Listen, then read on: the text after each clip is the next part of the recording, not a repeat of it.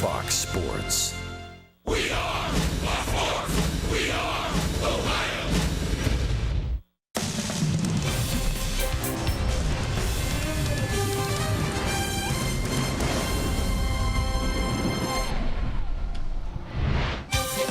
After a Central Division road trip to Detroit and Minneapolis, the Indians are back at home, sweet home, as they open up a home stand against the Los Angeles Angels. It's a 3-game weekend series, and it all starts tonight right here on Sports Time Ohio. Hi again, everyone. Matt Underwood alongside Rick Manning. It has been more than 20 years since the Indians last had two different players win Player of the Month honors in the same season. You've got to go back to 1995, the last time it happened.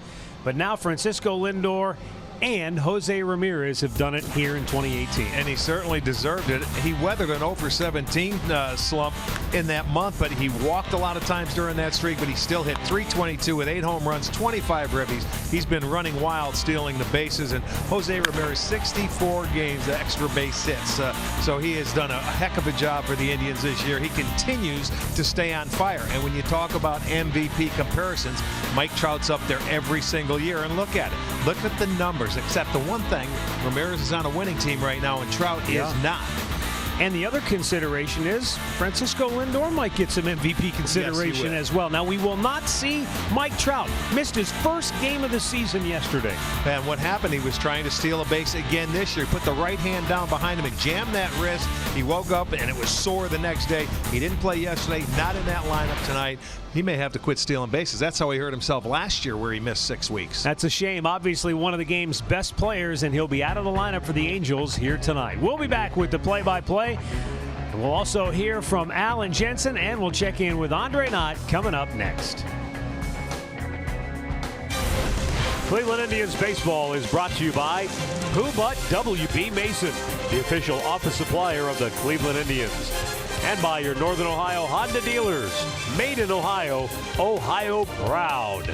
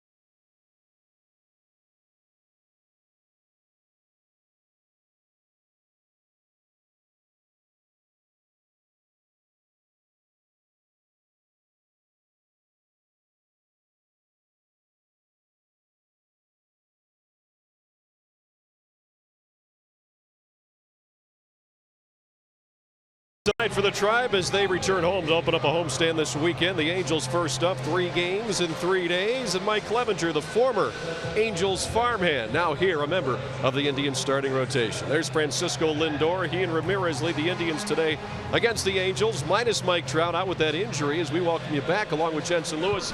Al Pulowski, let's take a look at our showstopper. And in the American League East, it is the Boston Red Sox. They're having a great year.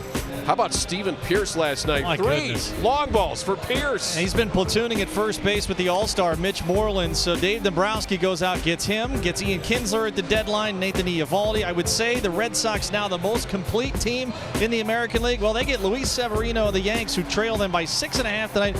Severino, his last 4 starts out, 8.85 ERA. He's given up 7 homers. He's got a whip of 1.91. Not good on the road when you're going to play Fenway Park in that offense. Good for the last month or so, Severino, for sure. Matt Underwood and Rick Manning have the call on tonight's Indians and Angels game. And how about that American League East, fellas? It looks like very soon the Yankees, if they're not careful, might be right out of that one.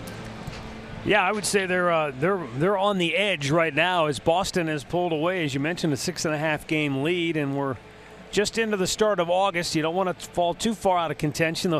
The crazy thing is I mean, Boston, I mean, they're so far out, 76-34, and yet they find no problems finding motivation to go out and play better each and every night. Let's take a look at our injury report right now.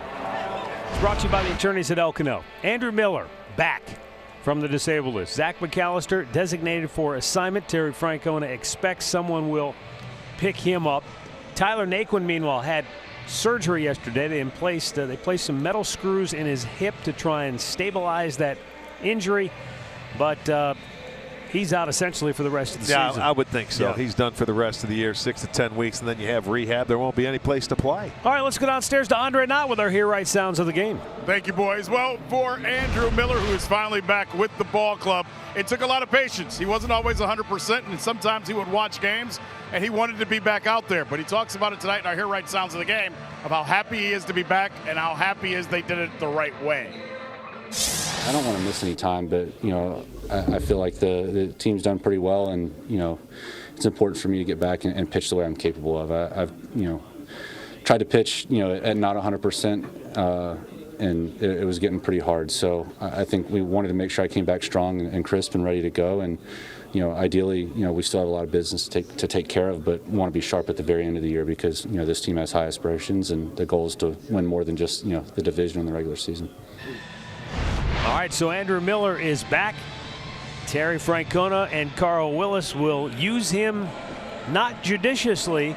They will actually use him probably more than normal because they're trying to get him rounded back into shape. Yeah, get some innings on and see what happens. And that'll be fun to watch because we have plenty of time. 55 games left for the Cleveland Indians. Time now to take a look at tonight's Northern Ohio starting pitcher is going to be Mike Clevenger. He's at the 500 mark, 7-7. He won his first game in the month of July, and then he's lost his last 4. So he is in desperate need of a win right here, but you've turned the calendar over to August, and he has pitched very well against the Angels. He made 1 start against them. He got the only win out there in L.A. early. He went 5 1/3 innings, gave up 4 hits, did not allow a run, 2 walks, 5 strikeouts, and he's 3-0 in his career against the Angels. So let's hope this gets him started off very well in the month of August. Yes, indeed. Here is the starting lineup for Mike Scioscia and the Angels tonight. Cole Calhoun will lead it off. Justin Upton in the background will bat second. He is swinging the bat really well right now. Shohei Ohtani will DH. He'll hit third. Then it's Albert Pujols, Andrelton Simmons, and David Fletcher. Francisco Arcia will catch. Caleb Cowart at third base, and Eric Young in center field bats ninth. And let's check out the Indians defense brought to you by Chrysler. It'll be Michael Brantley on left. Leonis Martinez in center. Milky Cabrera over in right. On the infield, Jose Ramirez at third. Francisco Lindor at short. Jason Kipnis is at second. Yonder Alonso at first. Yan Gomes doing the catching. Marty Foster will call the balls and strikes. The venerable crew chief Joe West down at first base. Nick Lentz at second. Mark Ripperger is at third base.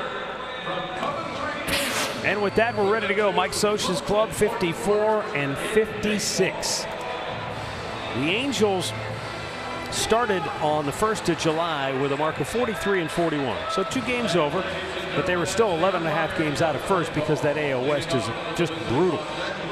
But since then, they really struggled. They lost 11 of their first 18 games in the month of July. They've split their last 8. But again, 2 games under 500 now, 15 games out of first in the AL West, and the wild card also seems to be slipping from their grasp. Mike Clevenger winds it up, and a first pitch fastball is fouled back. The Indians come in at 59-48. They are 10 games better than the Minnesota Twins in the AL Central. Minnesota really had owned the Indians for much of the year, winning 7 of the first 10, but the Indians winning the last 2 of that series, feeling a lot better about themselves as they come home. Swing and a miss through the fastball by him, elevated it. Yeah, that's a pretty good spot there to Calhoun, left-hander that likes to elevate the ball. Boy, he's been hot, man. 8 home runs in his last 15 games played. Yeah, he is finally. He's back into the leadoff spot. You can see how aggressive he was early, swinging at that first pitch. Just a bit outside. Very good 0-2 pitch.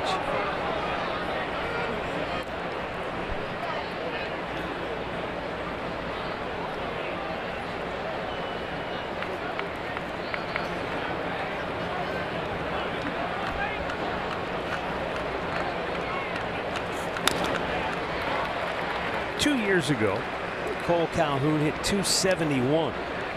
Last year he slipped to 244, but who could have foreseen the precipitous drop that would occur this year? He just got off to a slow start and never recovered. You look at it month by month, 163 to 108 in the month of May. That's hard to do, and sometimes when you get off to that slow start, we talk about it every year. You try harder and harder. Oh, look at this. Well, nothing you can do about that. He's going to beat the shift. And he's going to turn, but he'll hold because Ramirez ripped a good throw to second base. He really had to hustle over there to get that ball and keep him to a single. It's down and away. They're playing him to pull. Ramirez was at short. That's an excellent pitch. He just put it in play and found the open area. So he'll get it started off with a single and a big smile. These Angels, they've had their tough time in this ballpark. They've dropped their last 10 games here at Progressive Field and just 2-12 in their last 14.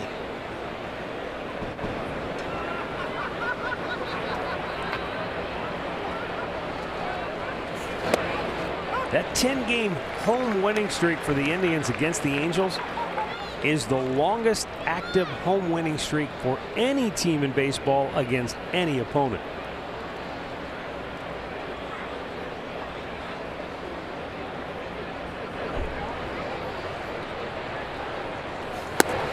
Yeah. Low and away. When you think about it, you only play 3 games a year here. Yeah. Because they're in the Western Division, so it's accumulated over the last 3 or 4 years.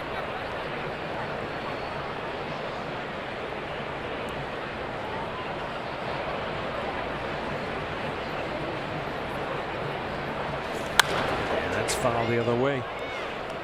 1-2. Upton in his last 12 games has racked up 17 hits to the tune of a .347 average. He's at 21 homers.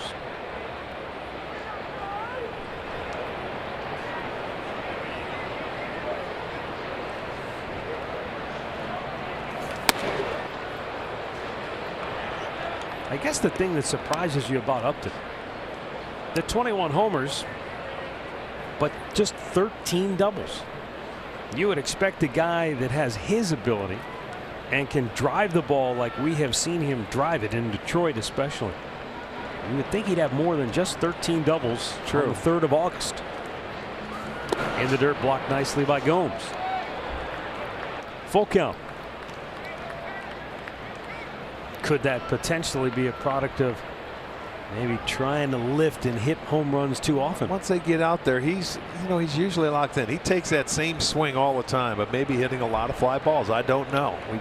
The last time we saw him was the 2nd series of the year. It was April 2nd, 3rd, and 4th. Calhoun draws a throw. He's back with a dive. Well, that's good. Keep an eye on him. You never know with Socha. They like to be aggressive maybe early in the year. In the game, I should say. Clevenger does have 133 punch-outs, so if he makes a quality pitch and he starts him, he could get the strike him out, throw him out, double play. Calhoun not running. Strike 3 called. Upton took a fastball, obviously looking for something else. Well, that's the reason why Mike Socha didn't start him, knowing that Clevenger is a strikeout pitcher, and you see a little two-seam fastball, gets the call. Good pitch. Storylines brought to you by Wayside Furniture. Shohei Ohtani, he likes AL Central pitching, I should say, batting .350 against him. And the Indians back to full strength in the bullpen. Something to keep an eye on later in the game. Ohtani likes the Indians pitching. Again, it was only one series. It was the first week of the season, but he went 5 for 9 against the Indians. Couple of homers, too, back-to-back days.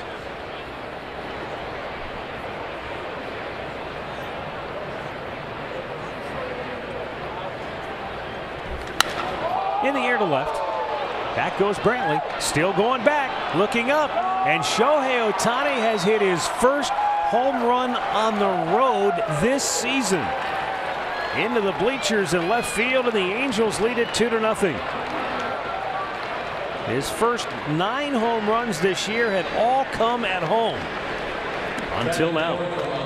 Well, the one thing we saw when we were out in LA is he stays to the big part of the ballpark. Center field over. He really stays closed. He waits on the ball well, and there's a fastball middle of the plate that he shoots the other way. And that ball had top spin, it had carry, it was straightaway left field. And it gets out of here. So one swing of the bat put up 2 runs, and that's his 10th home run. Now Albert Pujols taking a fastball for a strike. Pujols comes in with an 8-game hitting streak.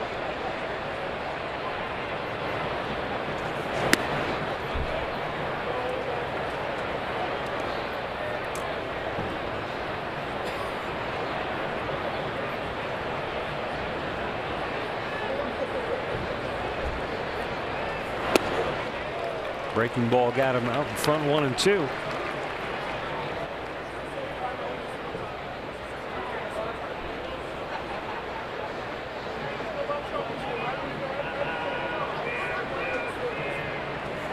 And he had him fooled badly. Second strikeout, 2 down.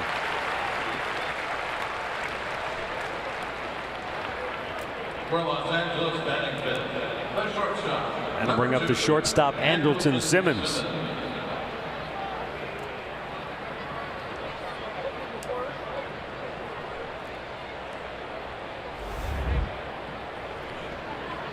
Simmons 6 homers, 49 driven in.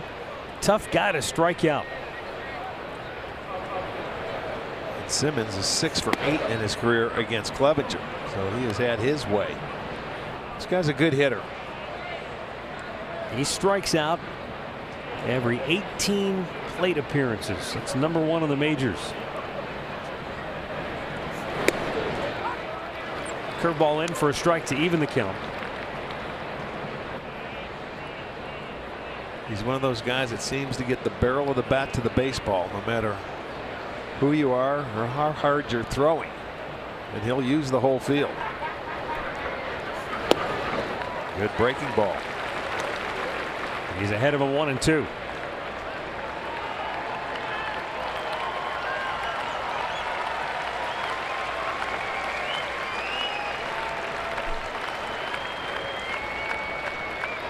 Now the 1-2 offering.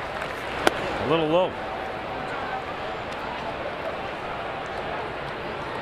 A sold-out house tonight here at Progressive Field. Many of them still making their way into the ballpark. Kicking off the homestand with a weekend series against the Angels. Full count.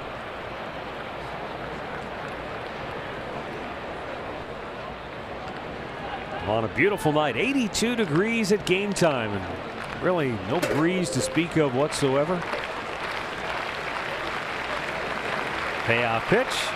Swung on and missed. Hey, struck him out. No, the umpire says it hit the ground. Marty Foster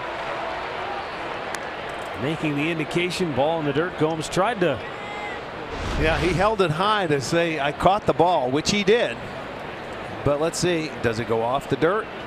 It does. Oh, yeah. Yep. Plain to see. Great second look. Another chance for Simmons. Again, the 3-2. And a ground ball up the gut through. Third hit of the inning for the Angels. He got a new life with that foul ball. Home run by Ohtani, courtesy of StatCast, powered by AI. That's a fastball, middle third, heading inside. And this is how he stays on the ball. He drives it the other way. You know, he's so closed, and that's what he uses. And man, that guy never left his seat. He's sitting down, he catches it barehanded like it's no big deal. Well done. A little air underneath. Yes. Kudos. Quick throw. Simmons back with the dive. He's stolen 6 out of 8 on the year.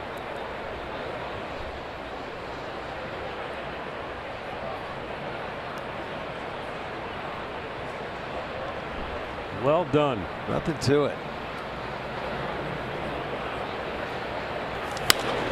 Popped up foul. Let's see. Alonso gives it a look. Can't quite get to it. They have to been like Rubber Band Man. That arm stretching on top of the dugout. The spinners. Yeah. I like it. Going back in the day. You were wearing disco pants probably when that song was out. Rubber Band Man. David Fletcher, the Angels' second baseman.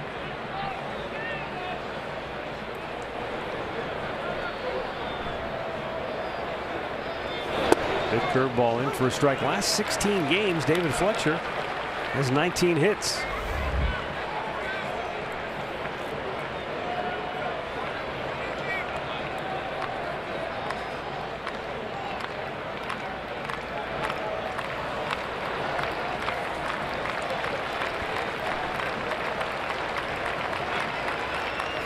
And he fouls that into the Angels dugout and almost picked off his manager. Sent a couple of guys scattering. Yeah. I mean, it was tardy. He was protecting here. That's the emergency swing. Look at, he hit that ball right before it was getting ready to go into Gomes' glove. And that's the only place it could go, is right above the skipper's head.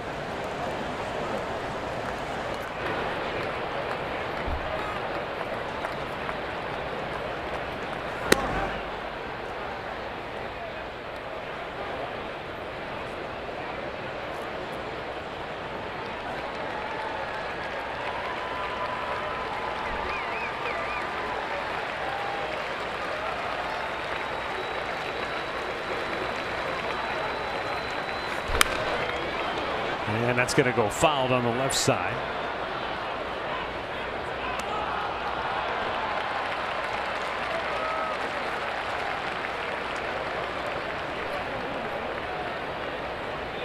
The Angels traded Ian Kinsler to Boston on July 30th.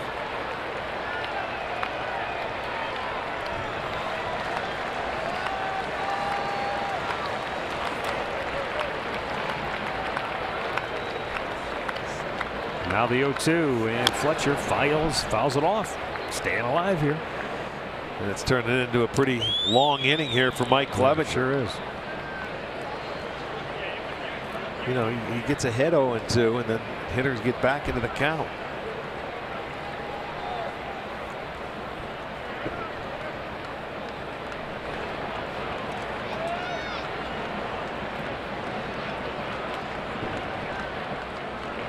Simmons goes.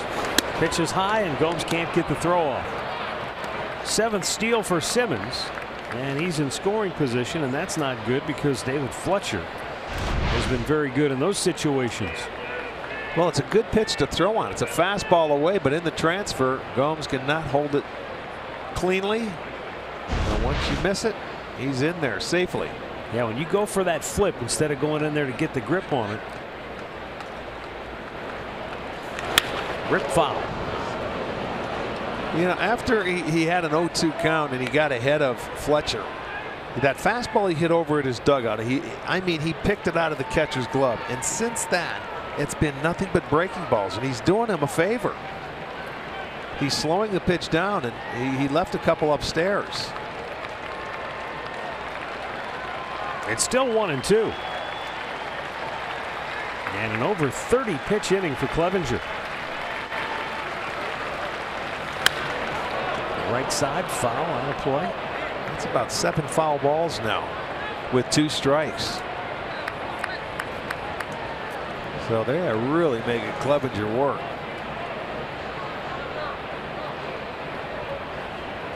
Not the way you want to start out the first inning. You want to have a nice quick one if possible. But if he can keep it just a 2-0 game from that home run, it would be just fine. 9th pitch of the at bat. Right field. Melky Cabrera makes the catch, and the side is finally retired. But not before Shohei Ohtani goes deep. An opposite field 2-run homer, his first homer on the road this year. It's 2-0 Angels, the Indians coming to bat.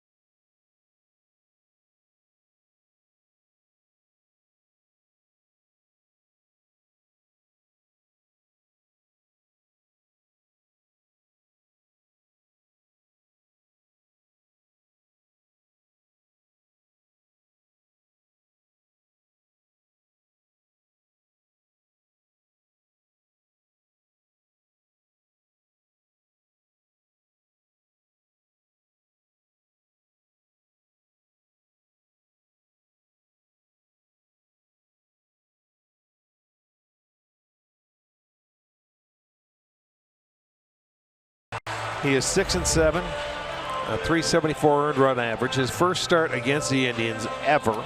He's not overpowering. He's got the fastball. He's got sort of like a slurvy slider and a good changeup, so he can be tough against left-handed pitching. He's coming off a start where he won his last game, but he had 6 straight losses prior to that. The Indians starting 9 for Tito, brought to you by Progressive Insurance. Francisco Lindor leading it off. Michael Brantley bats second. Jose Ramirez, the player of the month in July, bats third. Edwin, Yonder, Melky in the middle third. Then it's Jason Kipnis, Yan Gomes, and Leonis Martin batting ninth. The Parrots are ready to fly on a Friday night in downtown Cleveland, and the Indians need some early offense to get back in this one down 2-0. Jaime Barria's first pitch is outside, ball 1. Lindor batted .300 in the month of July with 7 homers, 21 runs batted in.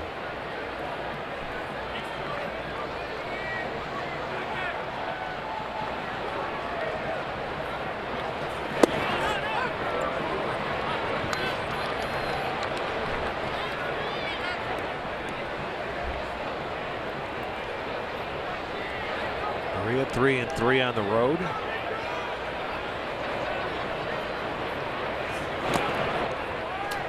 There's that changeup right there, about 82. He doesn't usually go deep into a ball game. 5-6 innings usually tops, depending on his pitch count.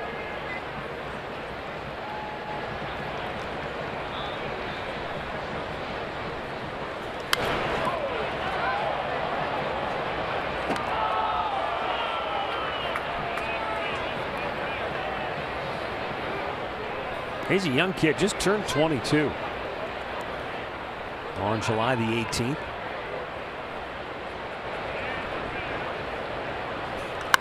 Lindor pulls it foul. He made his debut back on April the 11th down in Texas against the Rangers. He said afterwards he was very nervous, sitting there waiting, but his teammates kept coming up and telling him, hey, it's the same game. It's the same game you've played your whole life. It's just a few more people in the stands. That's it. And it moves maybe a little bit faster. He has allowed 14 home runs in his 77 innings of work, albeit 11 solo shots.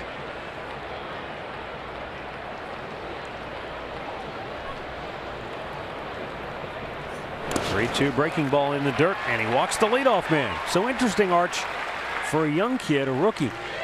3-2. He did not want to challenge Lindor in that situation, even working with an early lead. Welcome. He doesn't have an overpowering fastball, so he's going to. He probably has a lot of confidence in that changeup, and he likes to throw it, and has had success against lefties. He didn't go fishing. He walks the leadoff man. So patience.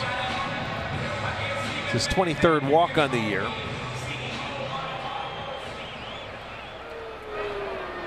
Michael Brantley.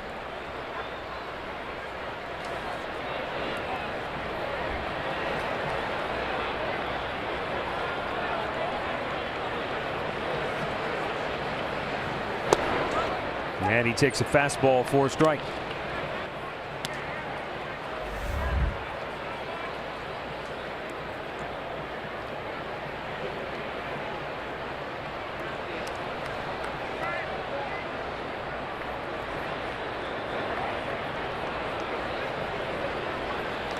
And he launches one to deep center. Back goes Eric Young. It's over his head. It'll go to the wall. Lindor off to the races around third. He will score. Brantley into second base with an RBI double. And the Indians come right back and respond to get on the board. Brantley's 27th double, his 58th run batted in. That ball was smoked. I mean, a vicious line drive right over the head of Young. A fastball. He goes down and smokes it. Straight away center. Young was going back on it. You can see where it hit. So he was playing shallow. Watch his move. He goes back and sorry, it's over your head. That ball was hammered. Francisco can score. And that snaps an 0 for 13 for Brantley.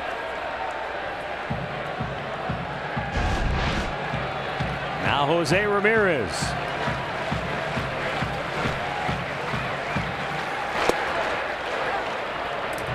Breaking ball to the outside corner for strike one.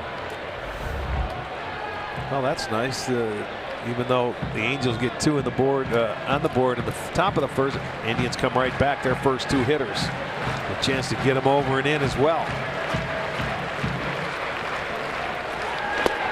That's outside, and a good eye by Ramirez, who has had plenty of practice in that department with walks in 9 of the last 10 games he's played. I think he's going to get a lot of practice the rest of the way out this year. I really do. They're going to start being very cautious to him and say, hey, you make a perfect pitch or see if he gets himself out. And it would be really comforting, I'm sure, for this Indians ball club to see Edwin Encarnacion maybe get hot. Absolutely. If teams start pitching around Ramirez. I mean, this is really a growing up year for Jose. As hot as he's been and the way he's swinging the bat this year, he's been so good. He's forcing teams. Look at this. Get in. Base hit in the right field. Brantley around third. He will score, and we are tied at 2. Ramirez with RBI number 79. There you go. The first 3 hitters, they tie the game up. He found the hole between first and second. I want to see if this was a change-up away, but the ball was away. That's his fastball off the plate. Jose able to pull that ball in the hole. That tells you he's not throwing that hard. If he could take the outside heater, pull it in the hole between first and second. Well, we're back to even.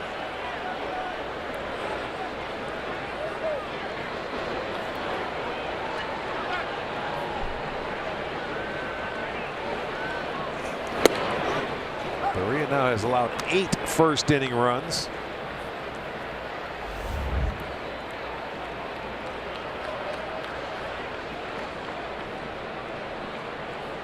Edwin Encarnacion is riding a 4-game hitting streak.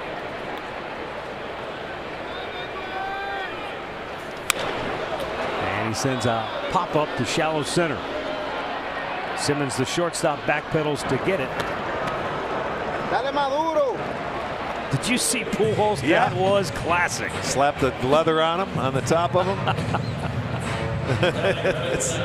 That's basically saying, hey, young man.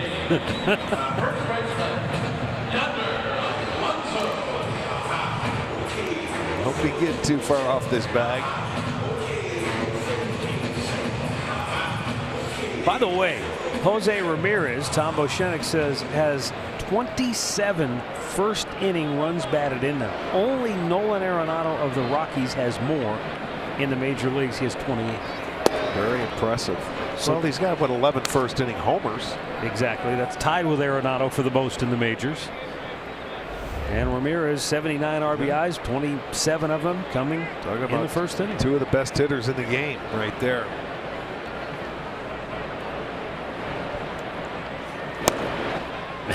And they like to get after it early. Yeah, they do. They don't need to see a second or third time around.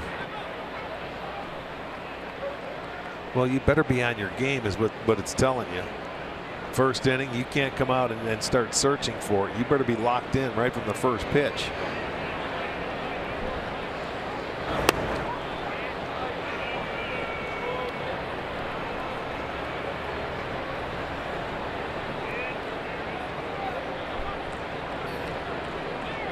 This is one of the things. Add it to the list of things I love about Jose Ramirez. He's over there with Albert Pujols, one of the icons of the game.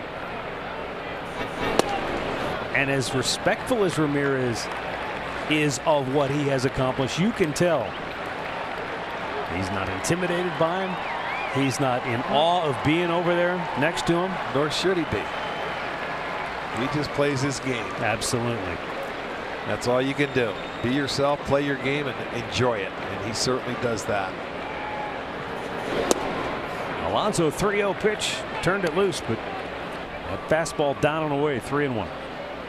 Yeah, he was just swinging. He figured he's going to get a fastball elevated a little bit, but he was cheating a little too much. He doesn't throw that hard.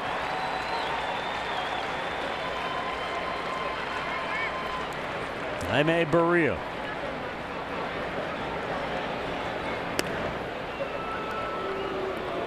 Ramirez with 25 steals on the year. Yeah, you have to keep an eye on him, and he wasn't going anywhere. This is the point where you let Alonso swing the bat here with 1 out, 3-1 count. Stay put. If he gets a strike on him, you could run 3-2 if you want it.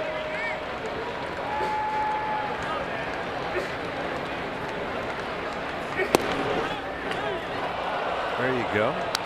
Now it's 3-2. They see him off and running.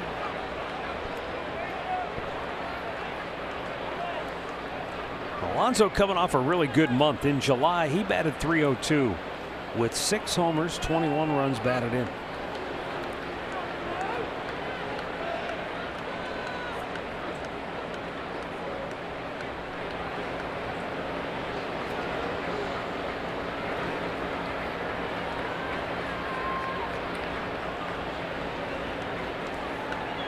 Runner goes, and the ball is fouled off to the Angel dugout. Change up coming in 3-2. Take into consideration the month of July is a little more condensed because with the All-Star break. All-Star break. Right. Ramirez had 8 homers in July. Lindor had 7. Alonso had 6. And Encarnacion had 5. Well, that's why they're second in the league in home runs with 150. And as a matter of fact, with that home run that the Angels hit, they tied the Indians. They have 150 as a team as well. Fouled right back. Indians came in 3rd in runs scored, 2nd in the league in batting average. So offensively, things have been going well, trending in the right direction. They averaged more runs than anybody in the month of July, so their offense was in gear. It was firing on all cylinders. Now they get to start the month of August at home, where they play better baseball here, score more runs.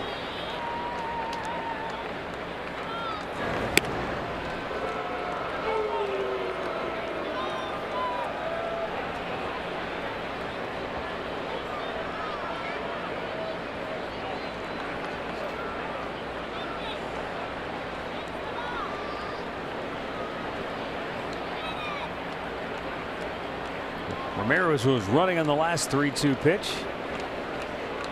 Not running this time. A little squibber out in front of the plate. And the catcher Arcia throws out Alonso, 2 down. Ramirez in the scoring position. Let's check the Angels defense. It'll be Upton in left field. Young is in center. Calhoun over and right. Coward is at third base. Simmons is at short. Fletcher at second. Pujols at first. Arcia behind the plate. They are rated 4th in the league. They have turned the most double plays as a team, 119.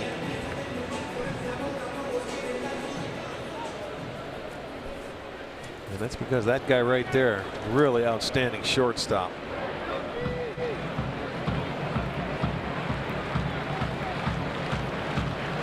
Melky Cabrera trying to give the Indians the lead with a 2-out base hit here. Melky's been swinging it, hitting .351 in his second stint with the Indians. He's hit safely in 9 of his last 10.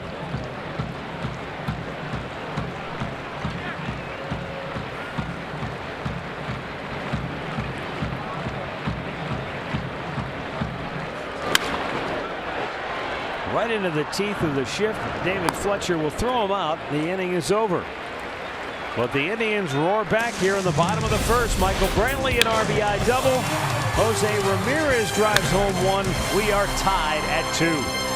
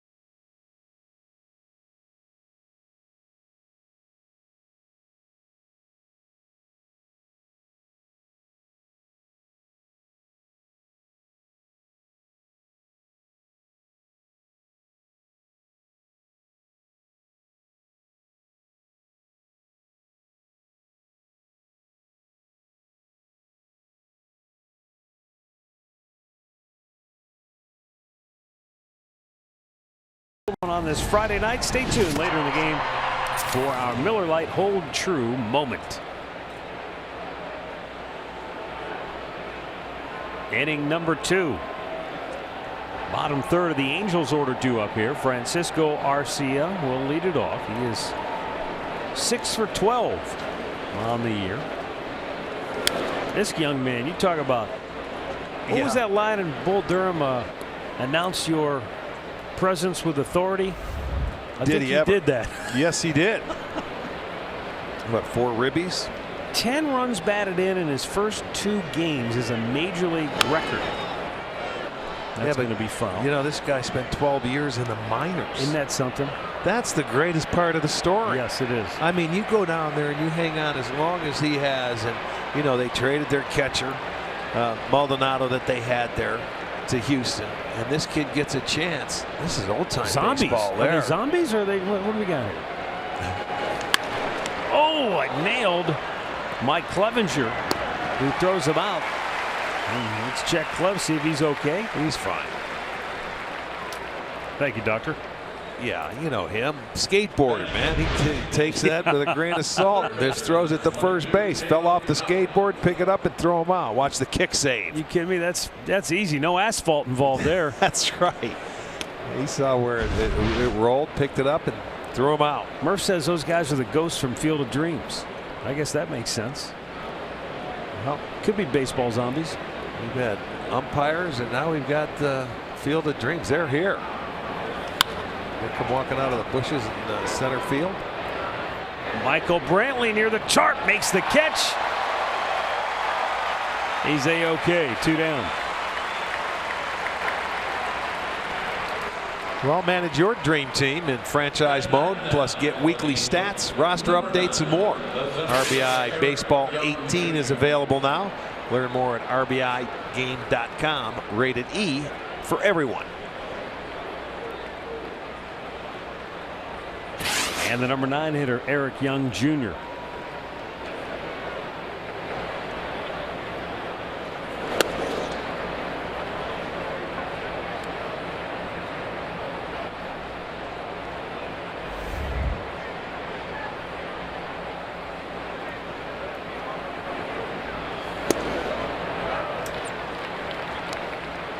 He batted .300 at AAA this year in 84 games at Salt Lake City. Way out in front of that good breaking ball.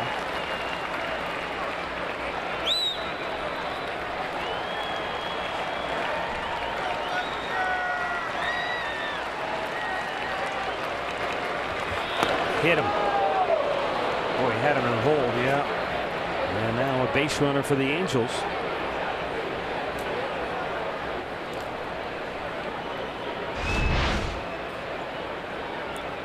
Just a breaking ball. It gets down and in, and it just catches his foot. He couldn't even get it out of the way. Well, not Cole Calhoun, who just reached for a ball and beat the infield shift his first time up. Ground ball to third. Yeah, right off the end of the bat. When you're hot, you're hot. Ramirez stays where he is located now until you get to 2 strikes, which he had on Calhoun the first time. Then he goes to shortstop. Young can run. He hasn't been up here long.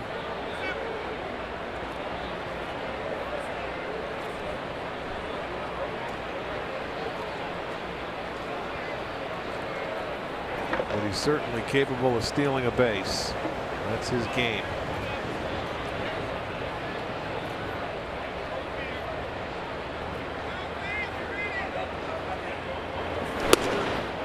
Upstairs, ball 1. And with 2 outs, I wouldn't be surprised to see him at some point in time go in this at bat. Simmons had a stolen base in the first. So now they've only been caught 3 times with Clevenger on the mound out of 17 attempts.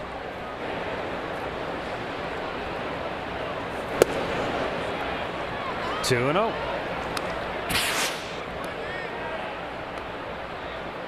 Well, you see the numbers, you see where you like to pull it, but he got a base hit in that 3% range in his last at bat.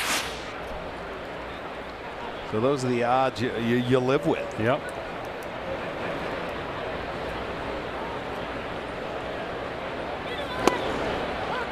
There's a fastball that is called a strike. And it's 2-1.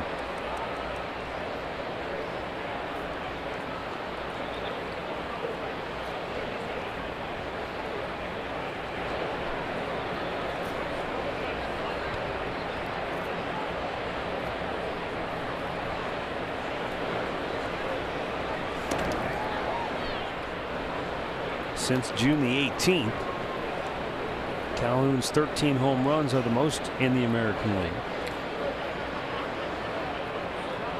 That's finding out what was wrong with your swing earlier. I guess so. You get hot. Well, he's always had really good power.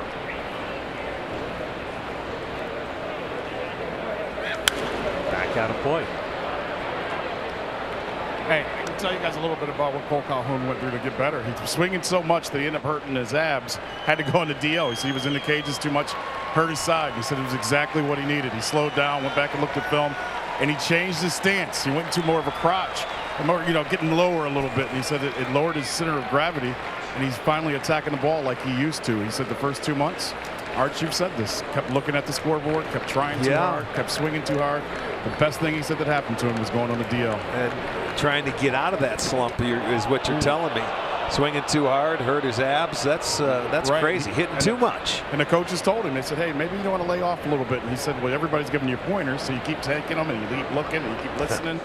He goes, before you know it, he goes, it wasn't even my swing anymore. I was just up there hacking away. Told you a lot of times when you're going bad, everybody's got something to tell you. And a lot of times you'll listen when you're going badly. Eric Young came close to getting picked off. And draws another throw. Well, that's the one good thing about Clevenger is his quick move to first. But now Young, who's a base stealer, he's seen it a couple times, so he won't get out quite as far. He'll be concentrating more on getting the quick jump. But you waited this long, you might as well wait in case it goes to 3-2. And it does. So Clevenger had Young in the hole 0-2, then 1-2, then hit him with that pitch. And now a full count for Calhoun with Justin Upton on deck. Young will be off.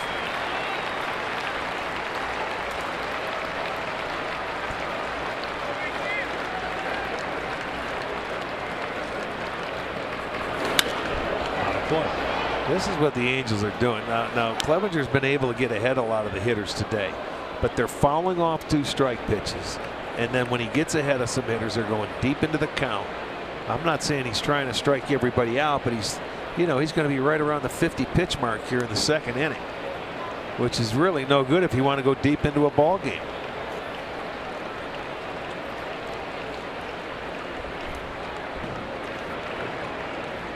Again, the 3-2.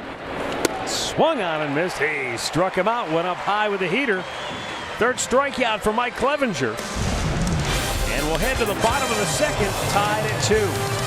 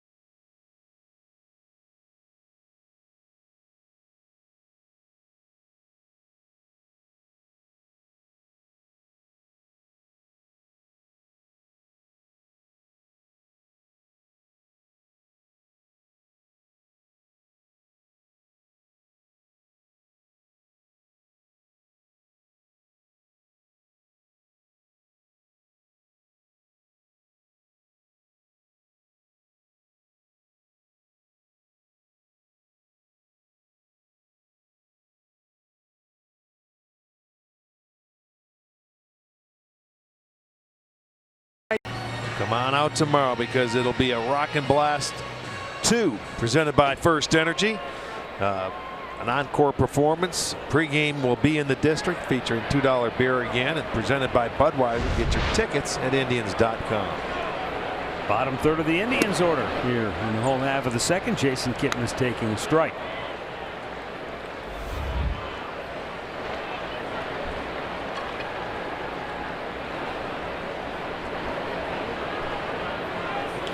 And a ground ball cut off by the 3rd baseman Coward. 1 away. Stat of the game brought to you by Buick. Last 10 home games. Hitting 8 for the Indians, the catcher, against the Angels. The Indians are a perfect 10-0, averaging 8 runs a game. That'll do it. Yeah, no kidding. You average 8 runs. You're hitting with runners in scoring position 447, and the bullpen ERA is 130. That's a pretty good solution right there. It's tough to lose a game when you score 8. Boy, you're not kidding. I mean, your pitching pretty much has to come unglued.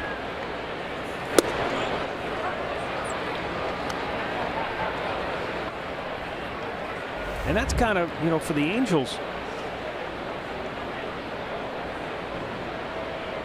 Offensively, they've been doing pretty good. Last couple of games, though, Tampa really shut them down as Yan Gomes drives one in the air to deep left. It's over the head of Upton. He can't make the play. Young is there to back it up, but Gomes is into second base with a 1-out double, his 18th of the year. All right, second double for the Indians tonight. Brantley had one in the first. Gomes gets one here in the second. It's a breaking ball away. He stayed on it. You can see that's the second time they've been able to get a ball over the head of the Angels outfielders. That'll give Martin an opportunity now with one out to try and take the lead.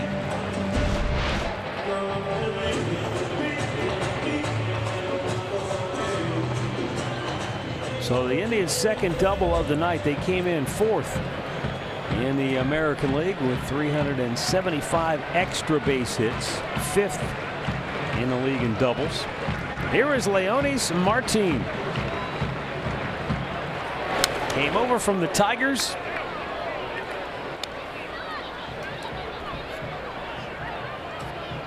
Goes from a team 15 games under 500 to an Indians ball club that is 11 games over 500. Martin, a native of Cuba.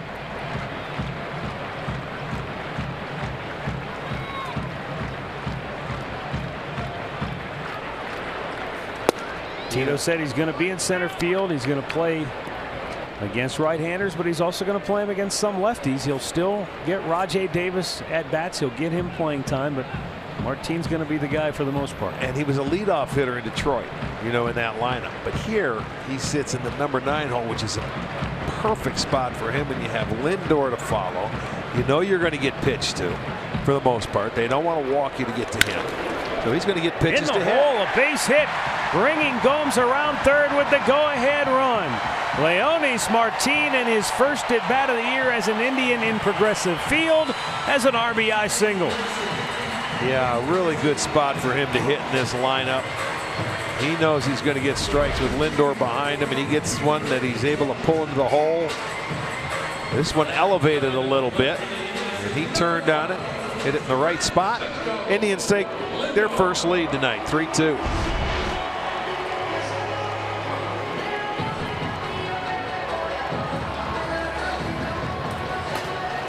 So Martin puts the Indians in front.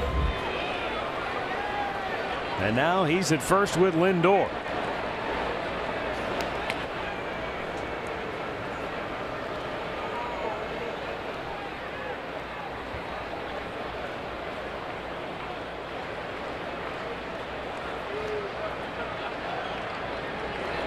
Twice this year, spent time on the DL with a left hamstring strain.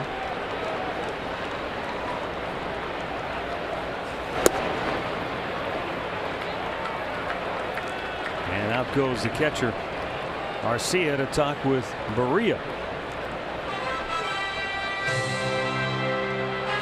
Even with the time spent on the DL this year,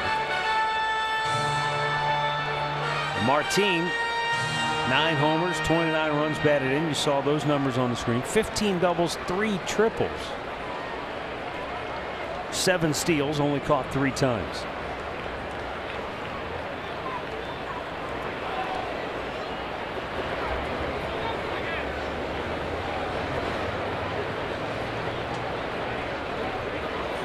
Up and away. The Indians with 4 hits through the first time in their order, 4 for 8. So they've had their mark, and you know, when you're a rookie having to pitch to this team in their ballpark, it can be a little intimidating.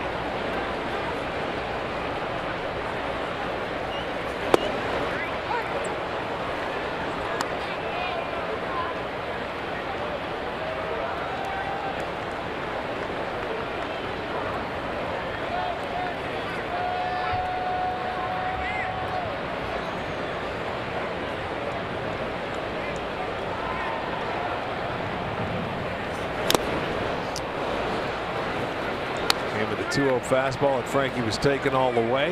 Then comes back with a changeup.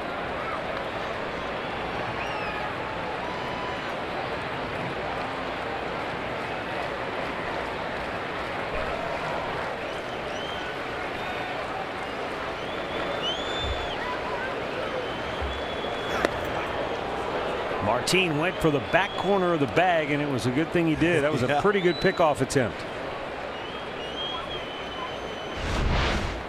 Oh, he was going. You see him start flinch. He went to second base, and that's where you panic as a base runner when you go that, you make that first jab or that move to second base and have to get back. He just barely did get back. He's going now. He puts on the brakes. Couple of big lunges towards second base and then stopped. 2 years ago, Martin stole 24 bases for the Mariners, and 5 years ago he stole as many as 36 for the Texas Rangers. So he has the ability, but in this lineup they're not going to ask him or really need him necessarily to steal a lot of bases. Well, right here, stay put at 2-2. You leave the hole for Lindor, and if it goes to 3-2, then you can run. Maybe, if anything, just trying to serve as a distraction for Berea, and he's done a pretty good job at that. Definitely has his attention. Well, you never want to make an out on the bases when this guy's in the batter's box or what's coming next.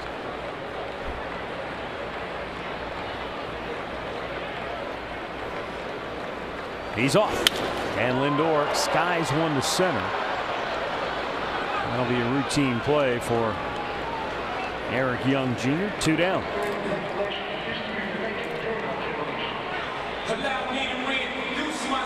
Two down for Michael Brantley. And Brantley hit a line drive deep to center field over the head of Eric Young in the first inning. Got the Indians on the board and got him off and running.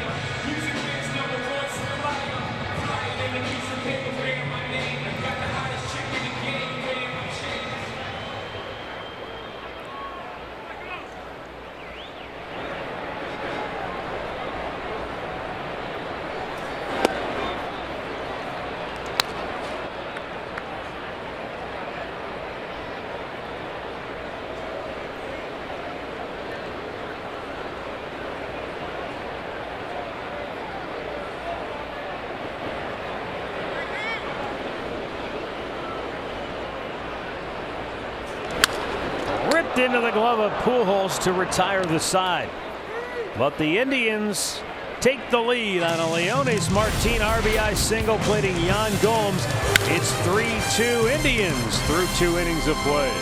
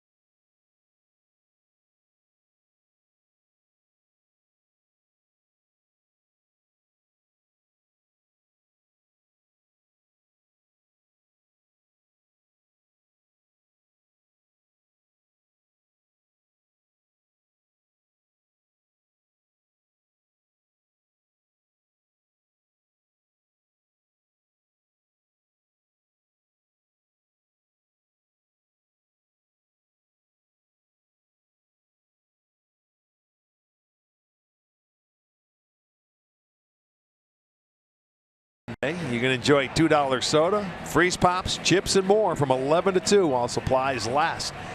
And all fans in attendance will receive a baseball card set. That'll be courtesy of Topps. Then after the game, stick around because kids get to run the bases. That is presented by Cleveland Clinic's Children's.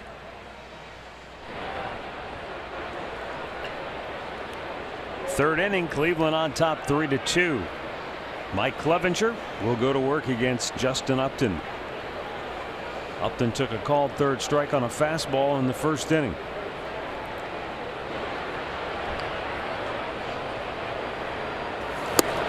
And he comes right back with a fastball first pitch and throws it by him.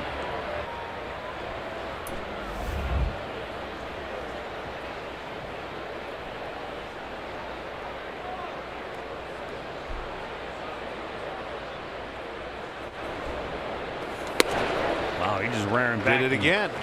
Throwing some seeds right now.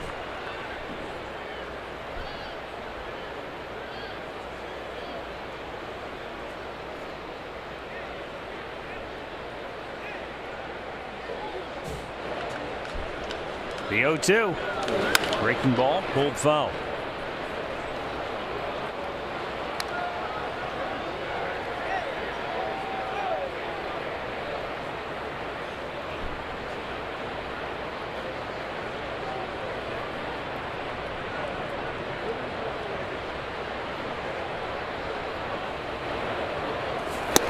Another fastball and threw it right by him. That's 4 strikeouts for Mike Clevenger. One down here in the third. We go down to Andre. Maybe this is a part of Mike Clevenger being a young pitcher trying to find himself. He felt like the last few starts. Now we know he was under the weather his last start. He just told me he feels like he's had to fight through his last 2 starts. Everything hasn't been there. But at the same time, I told him, I said, you've only given up 2 runs in each of those starts. He goes, I just haven't felt the way I want to feel. And it's kind of frustrating right now trying to break through that wall. We know when you get, let's say, 30 to 33 starts a year, if you feel good 10 of them, you should be in good shape, about 30%. And you know, you're going to have to find and search your way through maybe another 10, and there's going to be 10 that you really have to battle your way through, and he might be heading through one of those periods right now. And Archie says he's heard people tell him that, but he says it's just a lot different when you got to go through. Yeah, that's true. He said it's easy to hear someone tell you that and go, okay, I'll eat better, I'll do this, I'll do that. But he goes, then you get out in the mound, and that stuff doesn't matter anymore. You got to fight. You have to learn it on your own. That totally makes sense. When was the Indians' 22-game win streak last year? Started August and it went through September. Correct. During that stretch, Mike Clevenger was 4-0 with an 0.38 ERA. So he's still got. I'm sure he's still got it in there. Oh, there's no doubt. I mean, he's going through a spell right now where he's struggling. He needs a win, is what he needs for his own confidence. Right. There's a long fly ball to deep right field. This one's not coming back. And Shohei Ohtani is putting on another show here tonight. His second home run, and we are tied at 3. As he has now hit 4 home runs against the Indians on the year. Yeah, we better throw the book away on him and start over, because this one he pulls, and I mean he drives this one. This was a fastball. Want to see the location. They want it down and away. That's middle in. Look at, he knew it. As soon as he threw that pitch, he wanted it back. The first time he went inside, he took him to left field, staying on it. This time, whew. How about that? With the shift on, they left Alonso all by his lonesome on the right side, and Pujols hit it right at him. Tricky hop, but Alonso stayed right with it. And that's out number 2. Well, they didn't give this young man all that money because they thought he would be a pretty good player. I think they knew what they were getting in Ohtani, even as young as he is. Well, I'll tell you what, the reason it would be for the pitcher, because he's a pretty darn good pitcher, you know, and he could add to that team. And he's been hurt a little bit with the elbow. They knew it when they signed him. He had some elbow issues. But boy, if any indication against the Indians how he can swing the bat, he can swing that very well. First multi-homer game for Ohtani. First home run on the road. That's hard to believe. The way this guy swings it? What did he get back when we were in April? He got Kluber one day, and I think he got Tomlin the next day, the first inning. Yes. Ramirez cuts it off, throws out Simmons, and the inning is over. But Shohei Ohtani with a pair of home runs. 3-3, middle of the third in Cleveland.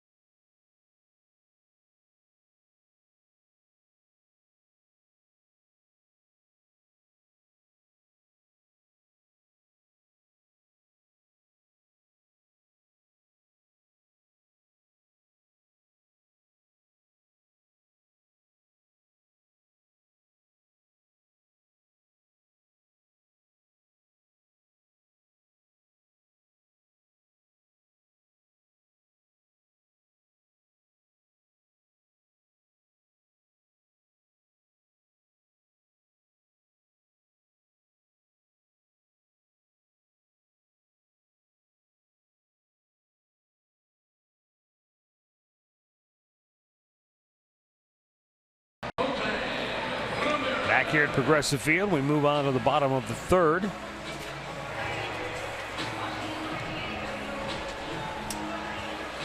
3-3 ball game. Jose Ramirez will lead it off. It's sold out up there tonight, everywhere. Busy place. On an absolutely perfect night. Jose Ramirez, an RBI single his first time up. Takes. It's outside, ball one.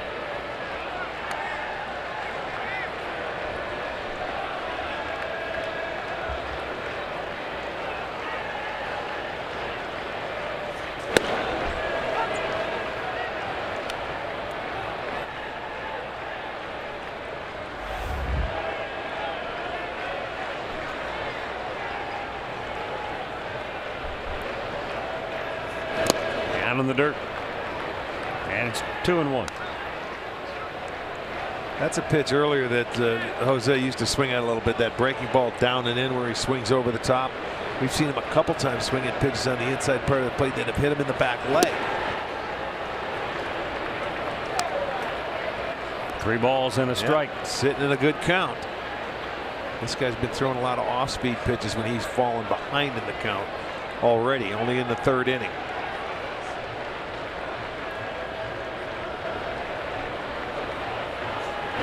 Another one, changeup. That seems to be his go-to pitch when he falls behind.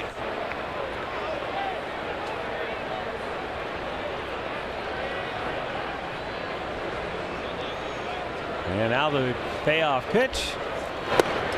Came right back with it and strikes him out. That's his first strikeout of the night. Our great clip of the game. Back in April, Edwin Encarnacion down the line. Justin Upton thought it was foul. He kind of gave up on it. Next thing you know, Edwin's got the hammer down. Look at He's the rolling around third. And the cutoff man was nowhere near the throw and went for an inside the park home run. And that was not his first. He had one more earlier in his career. That was number 2 for Edwin. He also just recently got his first stolen base of the year. Yes, he did. First and third in Minnesota. We were there, witnessed it.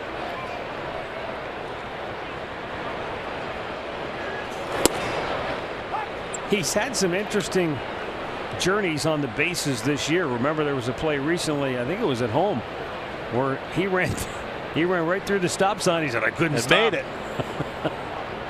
He made it, right? Ran through Mike Sarbaugh that one day. Yes, last homestand. 2-1 count for Edwin. I will say this, tough thing for a third base coach like Mike. You know your players at this time of the year, and you've got to make sure if they're going to, when they can run, when not, you put up the stop sign. If they don't listen, there's not much you can do. You can't tackle them or lasso them.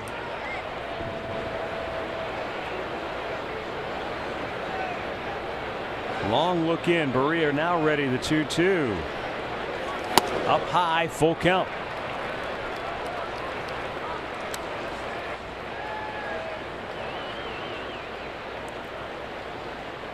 Edwin with Yonder Alonso to follow.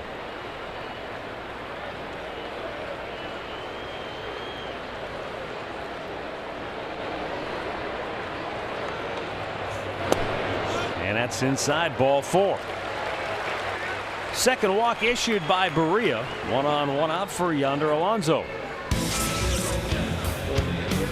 Tomorrow, one of baseball's best rivalries is renewed. Yankees-Red Sox AL East showdown. Then it's the Angels and the Indians on FS1. Coverage begins at 3 Eastern, or you can stream it live on the Fox Sports app. We'll see if Mike Trout's back in the lineup tomorrow for the Angels. They're certainly hopeful. Missing his second game in a row with a right wrist injury.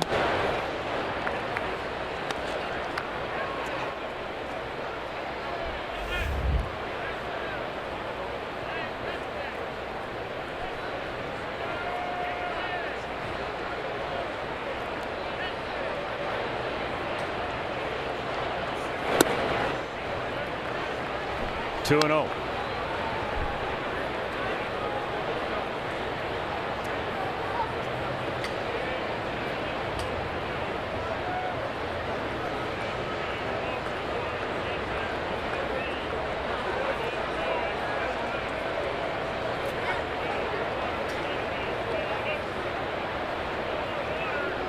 Now the 2-0 delivery, and that's inside. 3 balls, no strikes.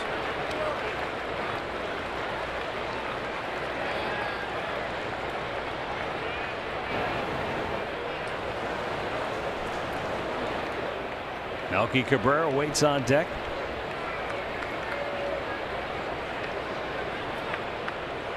Three-man shift right side of the infield. Alonso swung last time 3-0. He does this time as well. Deep center field. Young is back. Makes the catch. Didn't time the jump all that well, but he hangs on, and there are 2 down.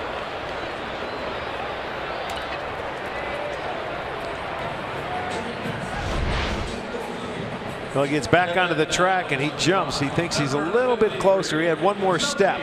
Could have taken one more. But boy, it's not your part. You feel for it. You know it's close. But he makes the catch, puts it away, out number 2. Yeah, you're more concerned about maybe awkwardly hitting that wall or landing too close to the wall and buckling a knee or an ankle or something. Melky Cabrera looks at a ball in the dirt, scooped nicely by Arcia. 2 down with Edwin Encarnacion, the go-ahead run at first base. We're in the 3rd.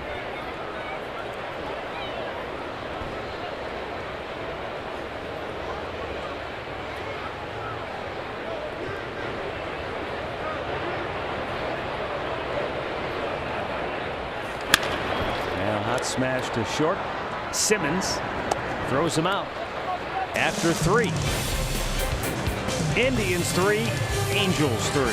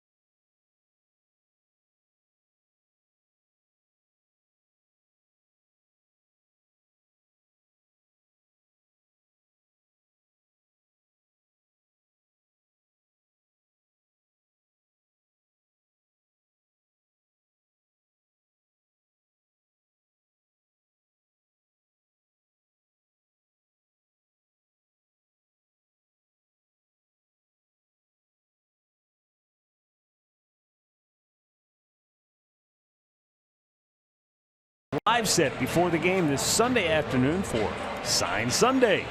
Bring your own or make one with us, and you could be on our Indians telecast this Sunday afternoon. Fourth inning, 3-3 ball game. David Fletcher, the number 6 hitter, will lead off for the Angels. Mike Clevenger has given up 2 home runs, a 2-run shot and a solo homer, both to Shohei Ohtani.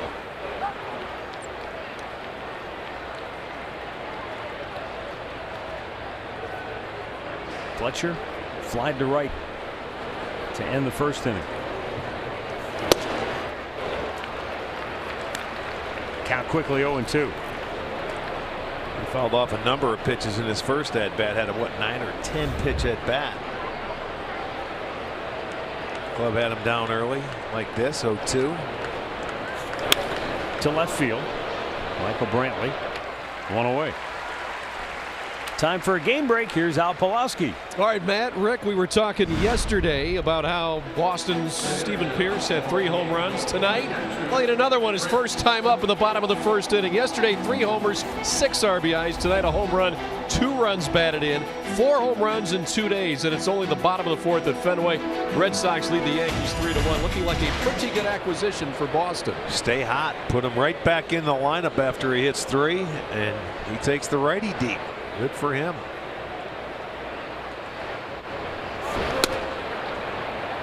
Francisco Arcia tapped one back to the mound in the second inning. I guess I shouldn't say tapped one back. He drilled one back to the mound, and it caught Mike Clevenger on the right shin, but he was fine. Brushed it off. Curveball in there for a strike. It's 1-2.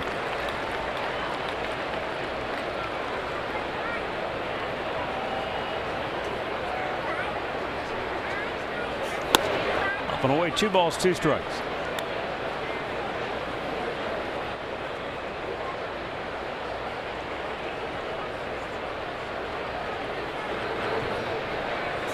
And a foul back.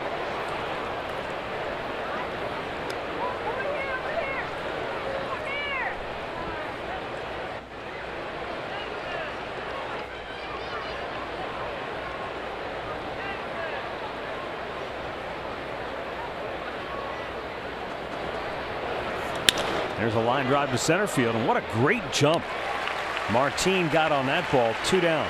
You know, oftentimes you'll see an outfielder wait until the ball actually takes flight before he reacts. Martin, he was right off the gun. Well, let's take a look at it. There he was, coming right in. Yeah, you get a good read. You see it, you know he didn't smoke it, you hear it. It was just.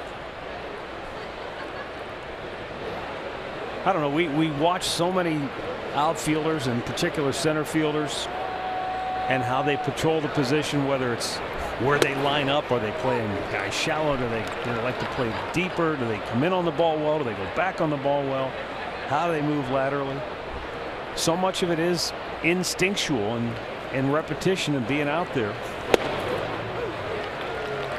I think more people, you know, they play deeper nowadays, so they come in on the ball better because they don't have to worry about the ball getting hit over their head for the most part. One reason, ballparks are a little bit smaller than what they used to be. And Martin's a guy that knows how to play a big ballpark because he was in Detroit. Well, sure. This is, yes, a bandbox for him after playing there, where it's 420 feet to straightaway center. And the alleys are big there, too. Yeah, that's right. 0-2 offering. Swung on and missed. Mike Clevenger makes quick work of the Halos here in the 4th. He retires the side in order for the first time tonight. 3-3, middle of the 4th.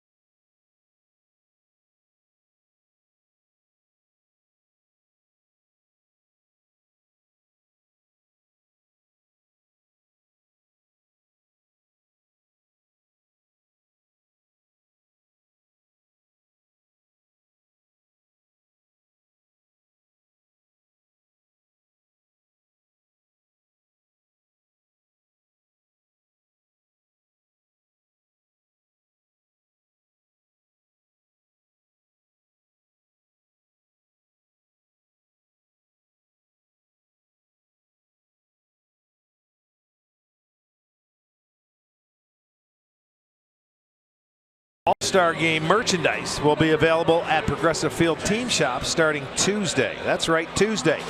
Choose from an exclusive array of apparel, headwear, and novelty items. Something for everyone. Be the first to get your hands on 2019 All-Star gear. The logo will be presented on Tuesday. We'll get our first look at it. And apparel will be in the team shops. That'll be cool. That's certainly going to add a level of excitement to next year.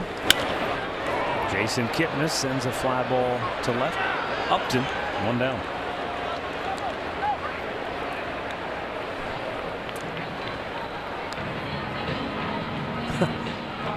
I would ask you your memories of the 1981 season when the All-Star game was scheduled, but you kind of. It was on strike. We struck for what, 2 months? I mean, it went from. And it came in August. Went from excitement to. Poof, yeah. And by the time you guys came back. Yeah, it did. It wasn't right at the time. The air was out of the balloon. Yeah, it was. Yeah. Although Lenny was. What do we got? A pinch hitter for Gomes, huh? Something must have happened to Yan Gomes. Roberto Perez getting the duties.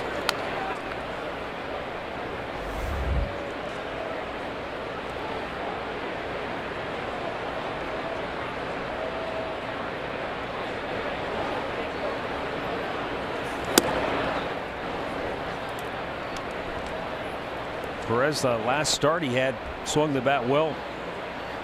Doubled off the top of the wall, the 23-foot wall in right field in Minnesota. Came within maybe a foot of hitting a home run. He drives one the other way this time. Will it stay fair though? As it slices in the corner, it is foul out of play. Well, Yan Gomes doubled in the second inning. Well, a little wince there for something. Don't know what. And after that, there's the trainer taking him down at the clubhouse after he scored that run. So something, I don't know. Not going to speculate. I'm sure we'll find something out later. Breaking ball in there for a strike, and it is 2-2 on Perez.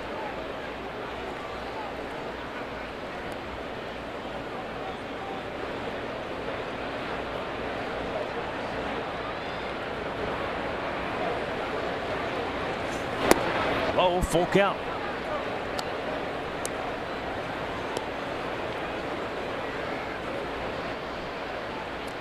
Leonis Martin waits on deck.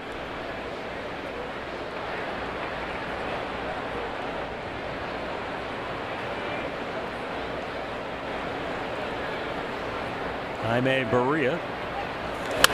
And a ground ball single in the right for Perez. Well, that's the stroke we've been looking for him for a while. Take it to right field, and he's been doing that last few starts. Well, this was a pinch hit appearance, but nice to see. Yeah, good to see for Perez, and good to see Leonis Martin with an RBI single his first time up. Down to Andre with more. Martin is so happy to be here. He says the #1 reason is he wants to be in a pennant race, but he appreciated what the Tigers gave him. He said they gave him an opportunity to show that he can still play, and that he was able to play every day. Now, the other thing is, he says the best part is I don't have to face the Indian starting rotation. He said it was a headache when you knew you had to go against these guys 3 nights in a row or 4 nights in a row. And he says knowing a couple of guys on the team has helped them so far, and he just looks forward to being in a pennant race. Well, he's there. And they have the biggest lead of any team in the division, any division. First at bat, what's he do?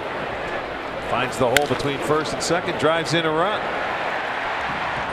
I really think this is a good slot for him to hit in. Yeah, I was kind of curious what Tito was going to do, if he was going to bat him like in that maybe 7th spot and slide everybody down, but I agree with you. This is perfect. This is the way to go. And a diving stop by Pujols. He hits Perez in the middle of the back. Everybody's safe. Yeah, he could have tried to pick the ball up and just go back and get the runner at first. But he chose to maybe throw it over Perez, and really he didn't have an angle because he was on the ground. Normally you try to step inside, but he just went up and threw it, and you can see where it hits Perez right on his nape, and it never got over his helmet. So that's a fielder's choice. So he'll reach second base. And he was right in the line of fire. So he probably just should have picked it up and went back to first.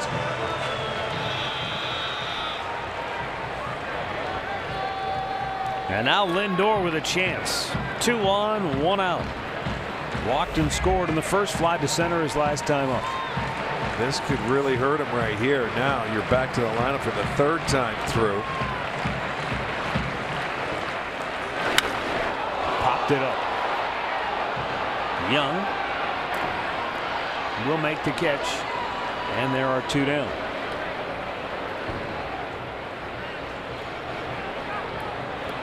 It'll give Brantley another chance, and he swung the bat well tonight. An RBI double in the first, and then he hit a line drive in the second, but unfortunately he hit it right into the mitt of Albert Pujols at first.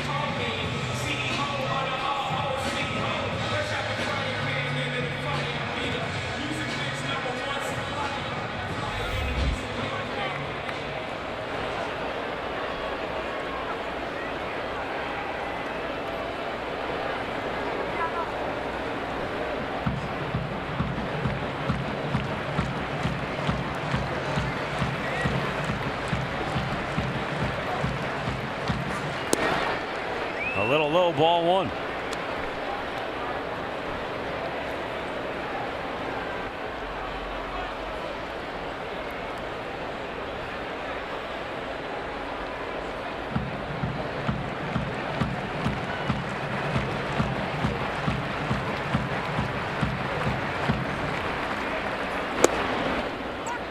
Called a strike. Brantley begs to differ. It's 1-1.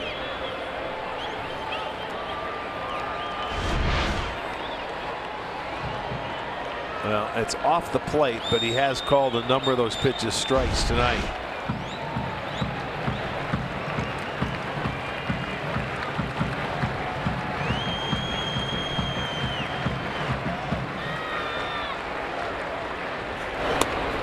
That's low, 2 balls and a strike.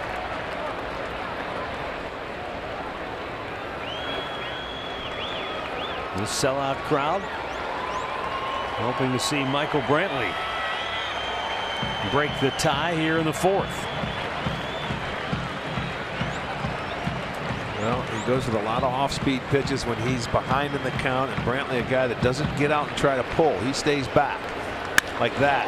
Yanks it. Wow. Diving stop by Pujols, and a good feed to first to end the inning. So Albert Pujols, who doesn't play a lot defensively, is flashing the leather, though he winces, flexing that left hand as he comes off the field here in the inning.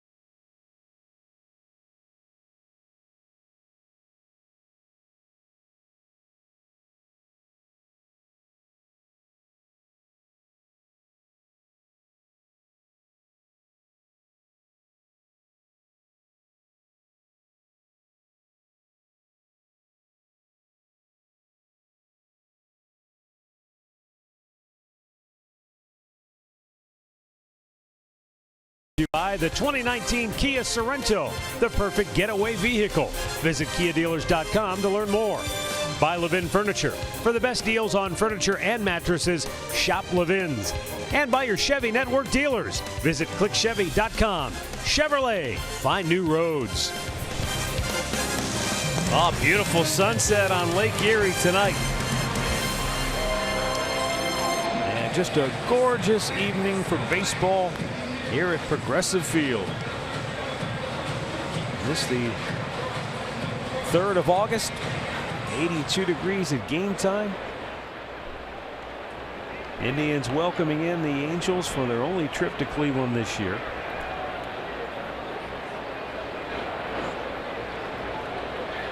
Yeah, it's been a solid 4 months since the last time these two teams met. Beginning of April. 2nd, 3rd, and 4th. Eric Young Jr. taking a called strike.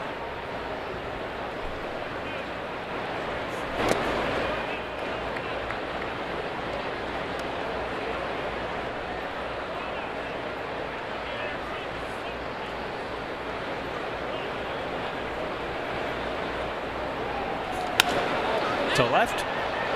Brantley got a good jump on it, but couldn't get to it. And Eric Young Jr. is aboard for the 2nd time tonight. Hit by a pitch in the 2nd. Now a leadoff single here in the 5th. Yeah, nothing Michael could do here. He went for it, so he continued, and that's what I talk about. You don't stop. You come in and you try to keep it in front. He ended up picking the ball. So once you commit as an outfielder, and he knew that ball was not going to get by him, you go ahead and try to make the catch, but it only goes for a single. Both teams now with 3 runs on 5 hits.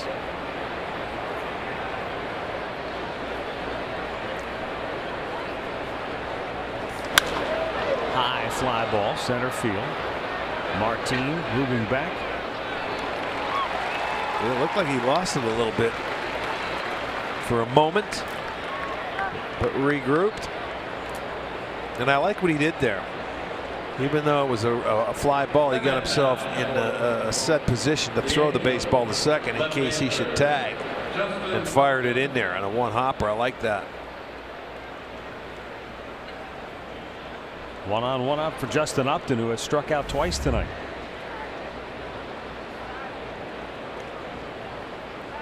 He got Upton with fastballs in his last at bat. He threw 2 by him upstairs, messed around with a curveball, and then threw the 3rd one right by him. That one was down a little bit more, but he's still tardy.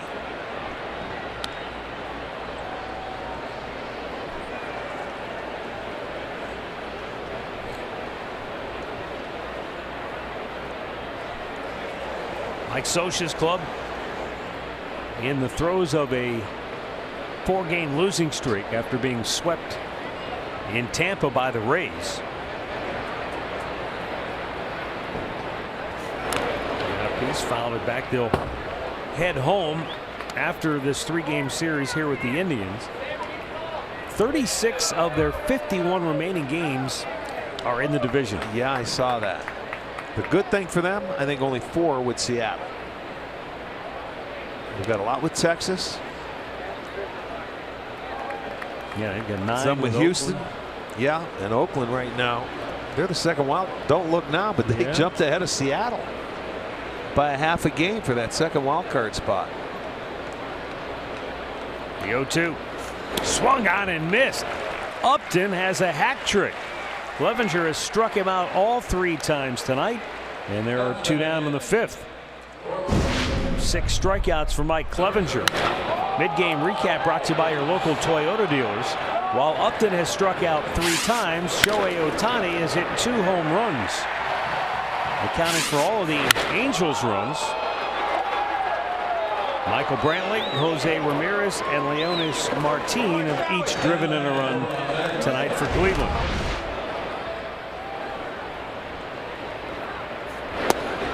Starts him off with a first pitch curveball. It's outside. Yeah, it's almost like, what do you do here? The fastball, it was about on the first third of the inside part of the plate. He homered to left. Another one was a fastball, and he turned on to right center. pulls that foul. I think Clem would probably be the first to tell you if you're going to throw a fastball, he just has to locate it better. Yeah, no question. Especially that second one. Well, boy, that was the thing of it was though, when he's gone to him in an at bat where he threw him off speed pitches, his secondary pitches, he didn't throw him for strikes. You know, he missed with some changeups. That one there was a changeup and he rolled over on it, but it was a strike.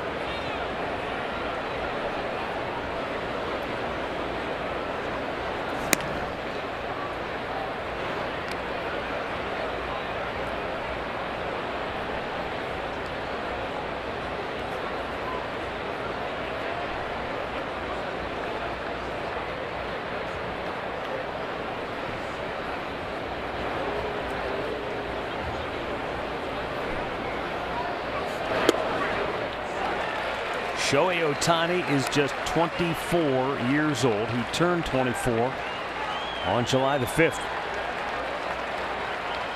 Signed with the Angels in the offseason.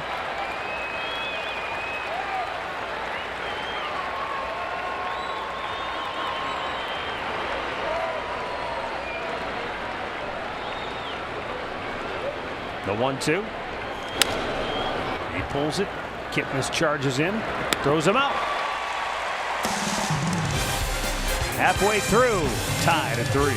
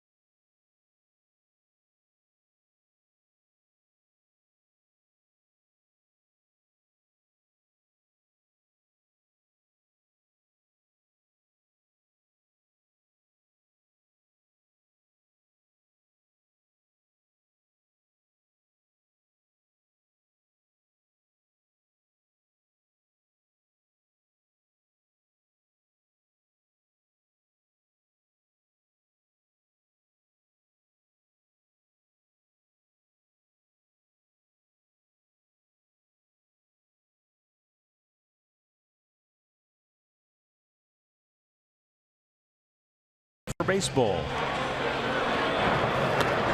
Look at that slap on the back.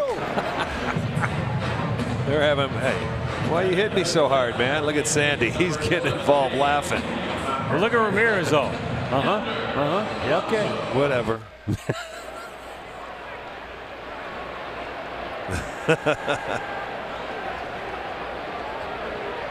Here is Jose leading off the home half of the 5th. He drove in a run in the first inning that tied the game at that time. Struck out his last time up. That ball he hit was a fastball, about a ball width off the plate that he pulled in the hole. And then the next time he was able to get him on a changeup after Jose had the count in his favor.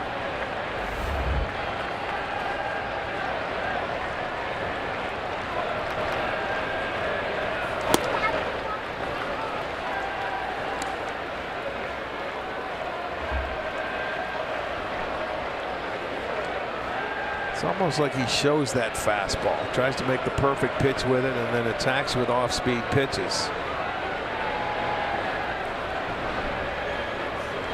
Foul back.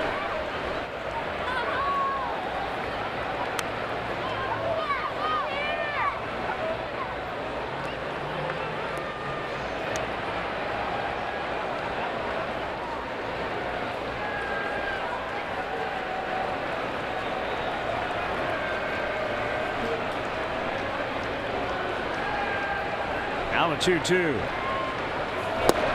And the pitch is up and away. There was his fastball, but more of just a show pitch. Full count. And maybe just a show pitch to set up the changeup, which is what he struck him out with in the last at bat. Looks like he wants a curveball this time. The 3-2. And a foul back.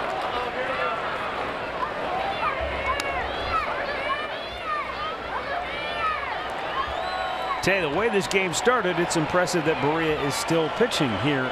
Yes. Into the 5th inning. He walked Lindor. Brantley doubled in a run. Ramirez singled in a run. 3 batters in. It was a 2-2 game after the Angels had staked him to a 2-0 lead. And he got he had runners at first and second with only 1 out last inning. Was able to skate his way through it.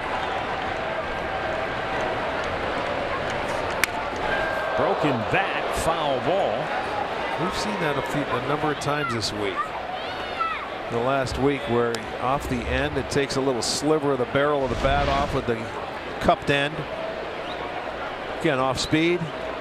You try and get out there, and you're out a little too far out front.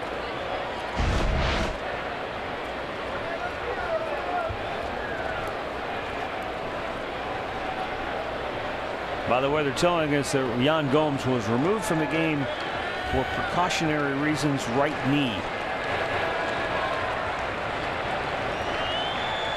Now the wide and the 3-2 pitch. And he struck him out again. How about that?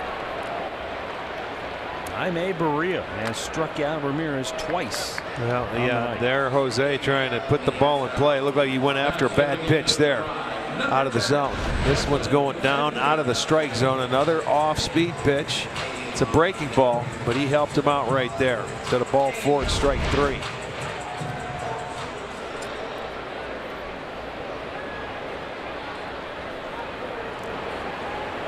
Edwin Encarnacion popped up in the first. He walked his last time up.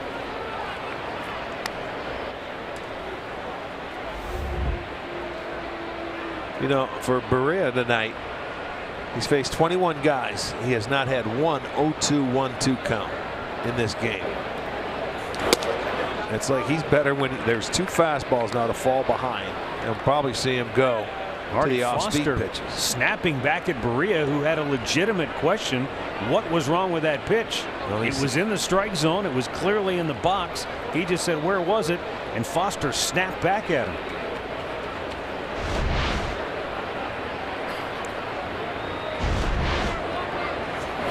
Encarnacion takes it inside, and now the count is 3-0. Yeah, when you're a rookie, let your catcher do the talking. But you know, he should be allowed to say, where was it? The 3-0, and that's in there.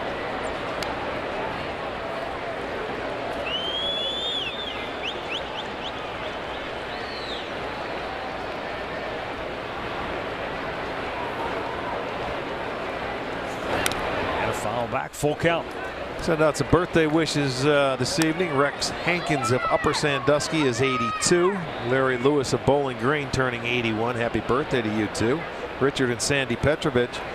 Brunswick celebrating their 50th anniversary. Congratulations. And a ground ball up the middle. Simmons can't get it.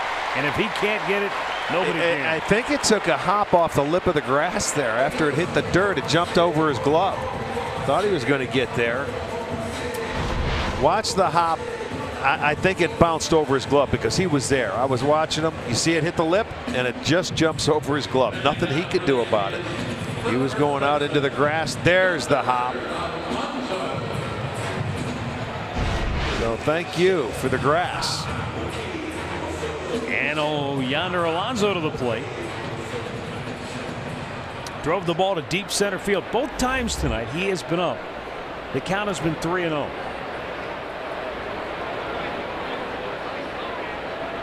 You know, but you know, as a young pitcher or rookie, as a pitching coach, Charlie would probably like to see this guy pitch from in front. That's where you can expand zones a little bit more. But when you're always pitching from behind, that's a tough way to go.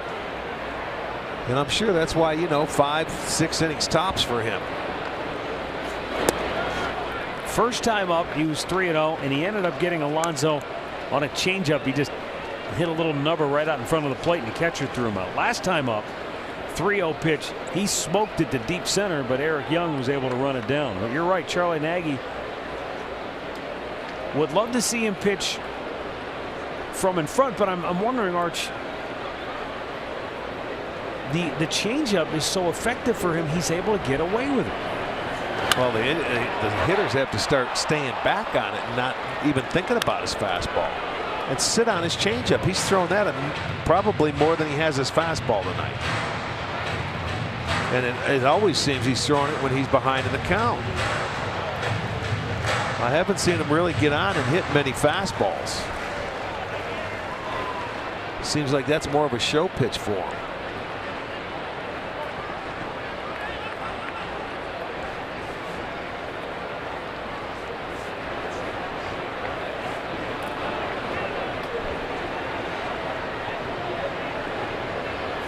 And a foul back out of play. Well, there's a fastball he had there. 23rd hitter of the night. And Tom Rushenik says he's had 6 2-0 counts, 7 full counts. And that's why you're at 90 pitches in the 5th inning. Yeah, it's a tough way to pitch, especially to a good hitting team.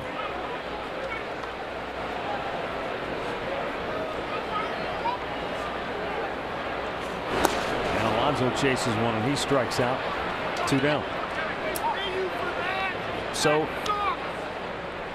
he has been a study in patience, and the Indians hitters have not been able to stay patient enough. No, there's a little slider going down, and that one was not a strike. It didn't start out a strike. Charlie just coming to see if he can get through this inning right now. Talking to him. They've got that bullpen ready, and he's probably ready for Kipnis, who was on deck. That's Alvarez that's warming up.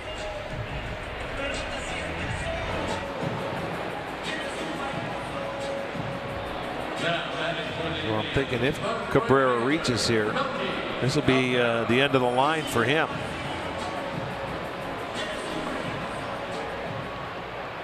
Now Melky is 0 for 2 tonight, grounded out twice.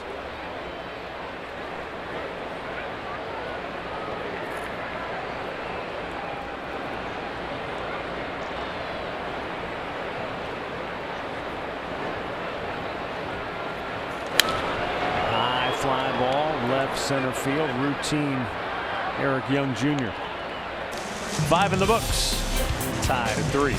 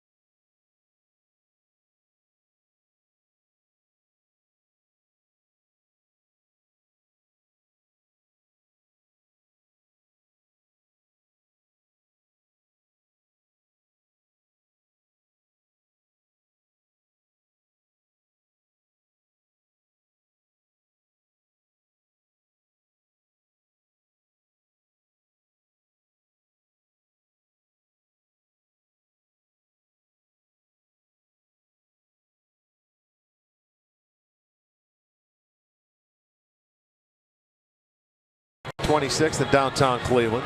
Catch performances by New Order, the Yvette Brothers, SZA, the Revivalists, Cake, and many more. To purchase single day or full weekend tickets, go to Incaya.com. Pregame.com. Sixth inning, 3-3 game. 4, 5, and 6 hitters due up for the Angels. Albert Pujols will lead it off. He is 0 for 2. Mike Clevenger struck him out in the first. He got him to ground out in the third. Since July 1st, Pujols has batted .300 with 5 homers and 11 runs driven in. So at age 38, not showing signs of slowing down as the season goes on, but just the opposite, in fact, picking up the pace. But we'll see. August can sometimes be a cruel reminder of one's age in the game of baseball. Well, yeah, but I mean, if he's DHing a lot or most of the time, but you look at those career numbers, that is incredible.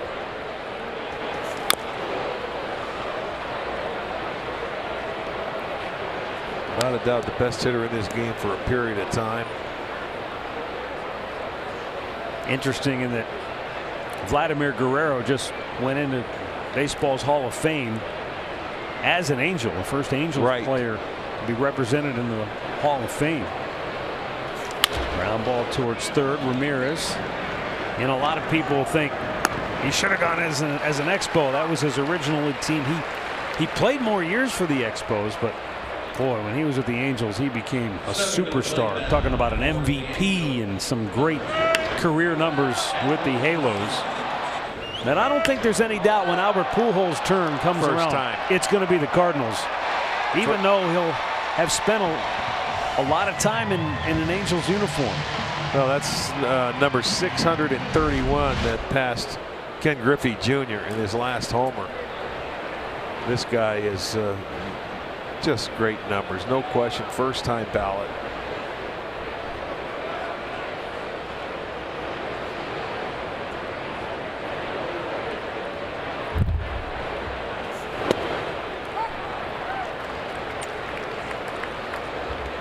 Andrelton Simmons is 1 for 2 tonight.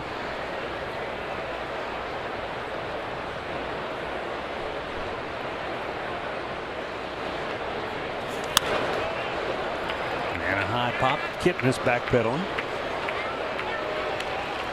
Is it even a debate for Pujols? I mean, No. He's a Cardinal, right? When he goes in. Well, I would think so. Yes, he dominated. He had some.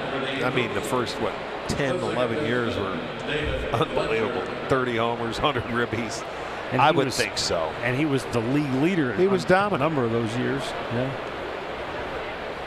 I mean, you sit back and look at the numbers, and it's almost like, why did he leave? Especially with the tradition that St. Louis had, with the Musials and the guys like that. You know, when you go to that ballpark, the rich tradition and history of that ball club. You know, it's almost like, God, he should have stayed there. And I mean, he's still great no matter what, but yeah, I think a lot of Cardinals fans would have loved to see him start and finish his career there. I'll just say this. With the health issues he's had physically, it would have been tough to stay in the National League. I don't disagree with that. Do not disagree with that. But that's the price you pay when you get older. I mean, yeah, you know, I watched guys like Carl Yastrzemski and Hank Aaron, and those guys slow down when they were older. Even Willie Mays when he went to the New York Mets. I mean, that happens. I mean, it's inevitable. You're not supposed to get better when you get to 40. You don't. The 2-1. And Albert will be 39 next year, and I think there's another year on that contract maybe after that. I would think so. I'm not quite sure, but and who knows, you know, what he's going to do when he's done with the game. Left field, Brantley. Clevenger has retired 6 in a row.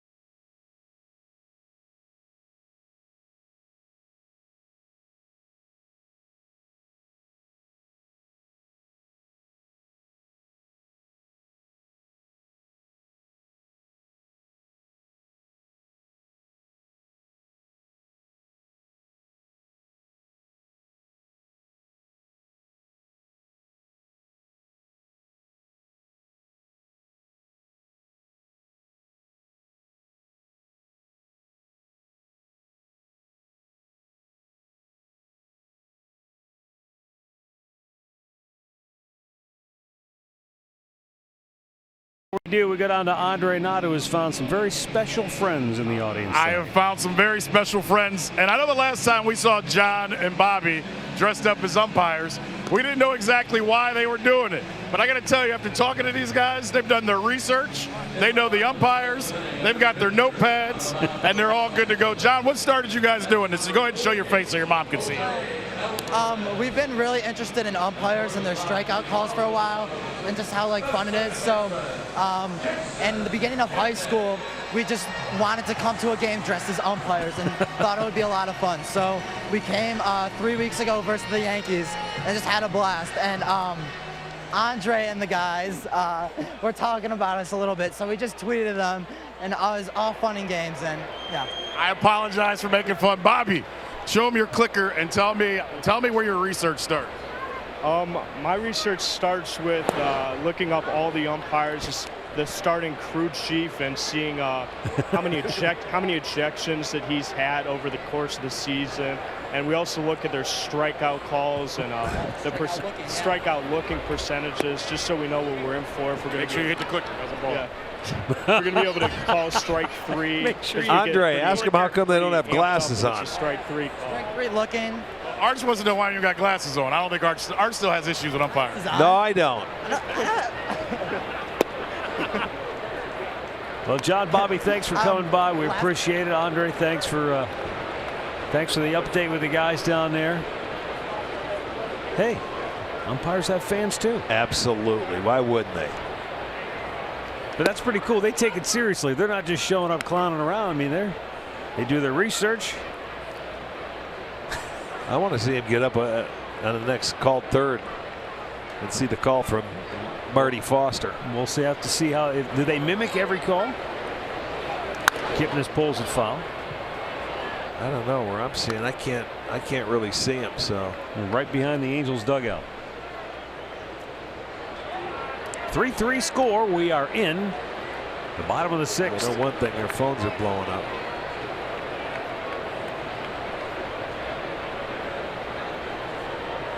New Angels pitcher, left-hander Jose Alvarez. Jaime Barria went 5 innings, 3 runs on 6 hits, walked 2, struck out 3, 92 pitches on the night. Kipnis pops one up, shallow left, out goes Simmons.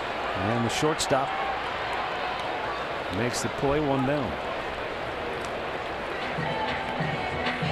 And so the Cleveland Clinic call to the bullpen made for Alvarez. This is his 56th appearance already this year. That leads the majors. It sure does. He's been a workhorse. You can see 44 1/3 innings, 18 walks, 43 strikeouts. Now Roberto Perez, who came on and had a base hit in the 4th inning. Came on for Yan Gomes, who left with some right knee issues earlier. Precautionary reasons he was taken out of the game. And you know, I'm thinking he probably gets so many appearances because he's the only left-hander coming out of that Angels bullpen. So you know, there's a call for that almost every day, isn't there? Where you're going to go through one stretch where you're going to see some left-handers. You know, and that's the thing too with a guy like Alvarez. If you just quickly glanced at the numbers and saw 44 innings. But when you're in 56 games, the number of times you're up and down and getting loose. You're coming to face that left-hander once in almost every night. And think about the times that he hasn't been in a game. Fouled right back over the screen.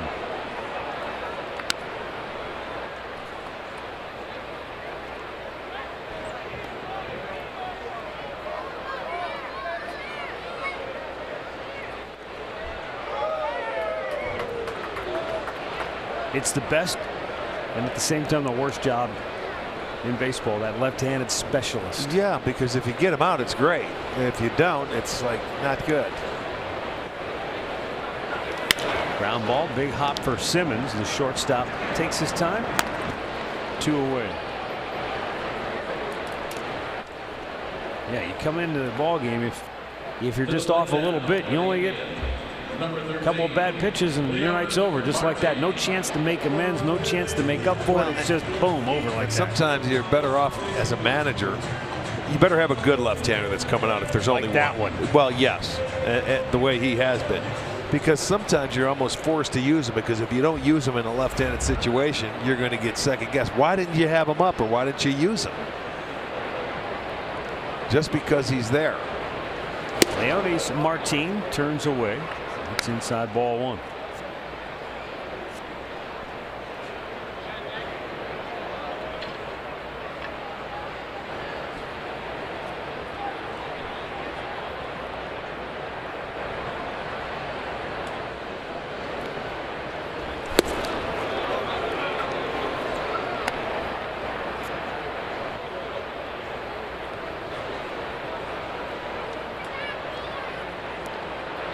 One ball, one strike. Martin, an RBI single in the second inning.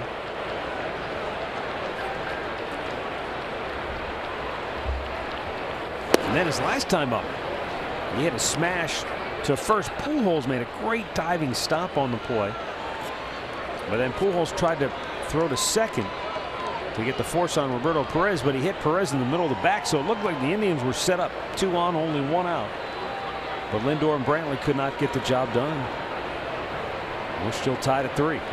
Spun him out of the way. It was inside again. 3-1.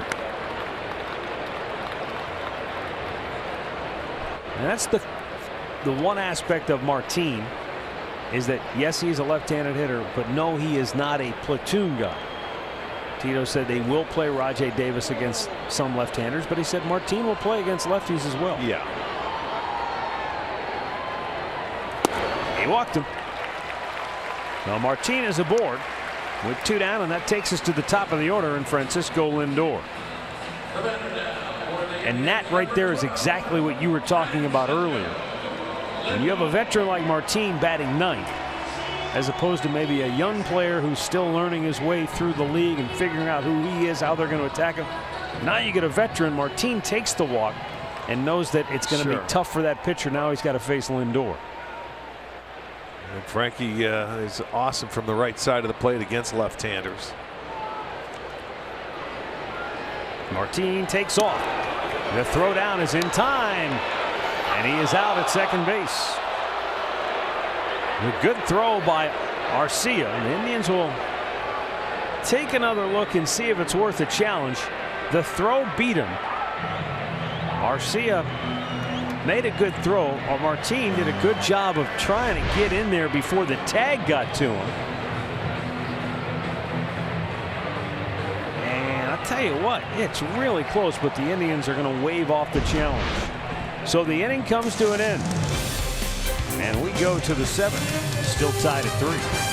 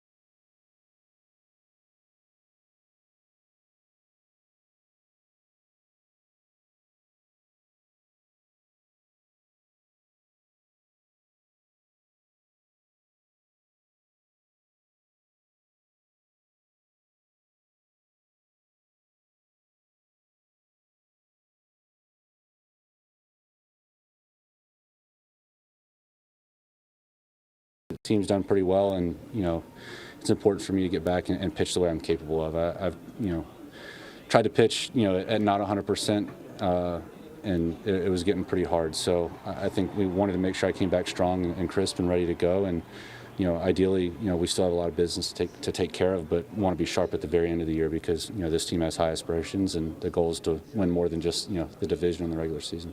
Well, Andrew Miller is back, and the crowd just gave him a huge ovation when he was announced as he comes into the game.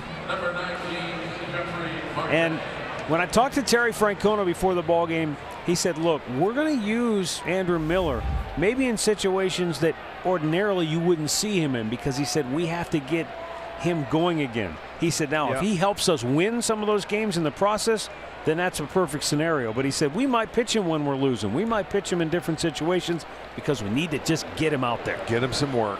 And Matt, one of the reasons they want to do that is he said he was frustrated on the minor league rehabs when he was scheduled to pitch. He likes just coming in and pitching. And I know Tito said to him, he goes, well, we got to set up a way to get you back in a rhythm. So therefore, we're going to tell you a couple days ahead of time when you're going to pitch. But like you said, they want to get him back to where he's at. He said the 2 months that the team has left is plenty of time to get him where he needs to be before the playoffs. Well, the last time he pitched in a game, big league game, was May 25th. So that's quite some time being out. Yeah, you and I were talking the other day, and I remember saying to you that the Indians had just transferred Andrew Miller to the 60-day disabled list, and I had a moment of panic. And then I realized, oh my gosh, he's been out more than 60 days. Yeah. Ground ball towards third. Ramirez throws it out and one down.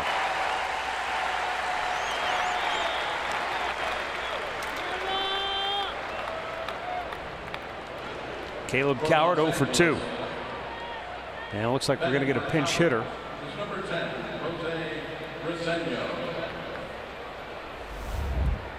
Jose Briseño will pinch hit for Coward.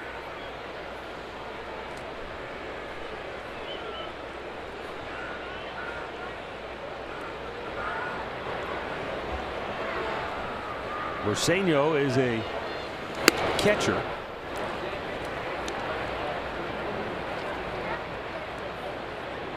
.57 at-bats on the year, and he's 2 for 3 as a pinch hitter.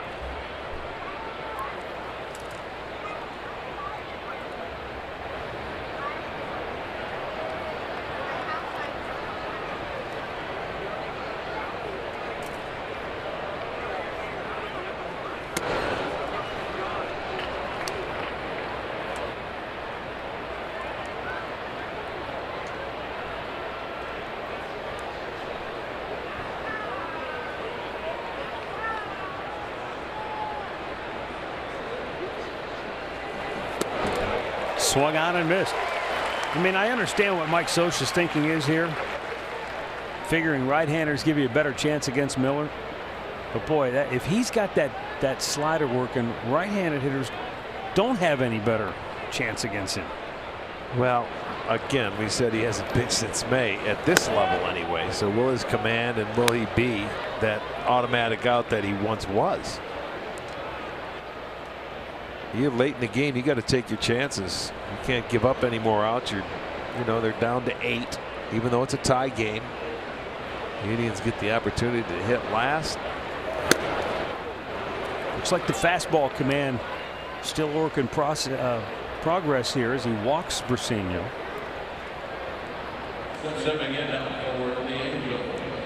And now Eric Young Jr., a switch hitter, will bat with 1 on and 1 out. It's the first walk by Indians pitching. Clevenger, he went 6 and didn't walk anybody tonight with 6 strikeouts.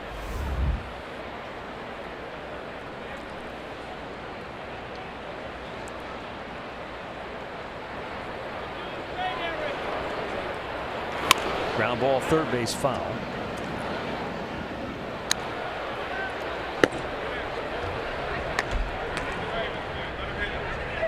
Action in the bullpen. Righty lefty getting loose for the Indians.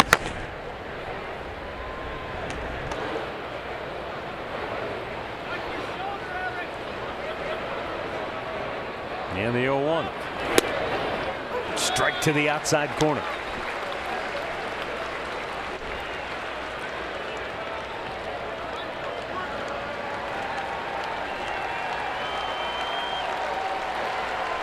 Briseño, the runner at first. And Miller's pitch is a fastball strike on the inside corner. Ring him up. 2 down.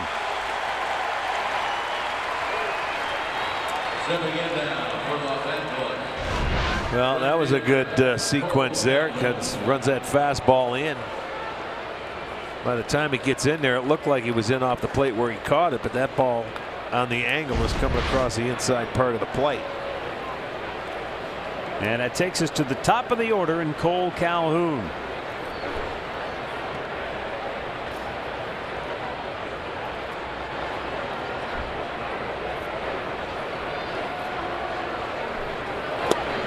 Yes, he did. He went around. It's strike 1.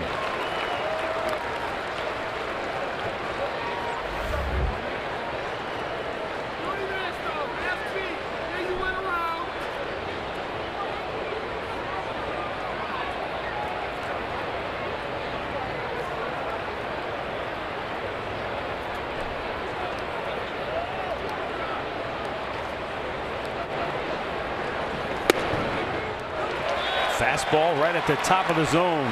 It's 0-2.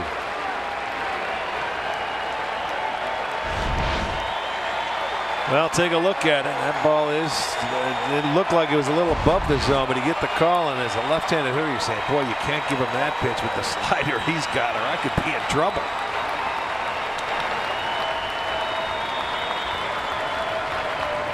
And the 0-2. He fouls it back. Pretty good hack right there. 0-2 count. Slider stayed upstairs.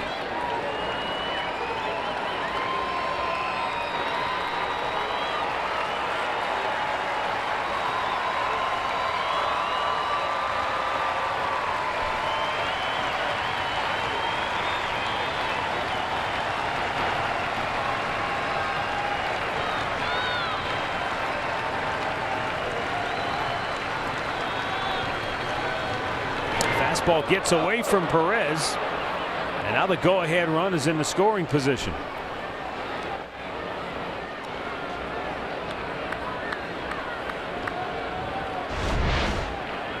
This one way down and away. Gets it past Perez. That one not close to where he could even knock it down. So that'll be a wild pitch.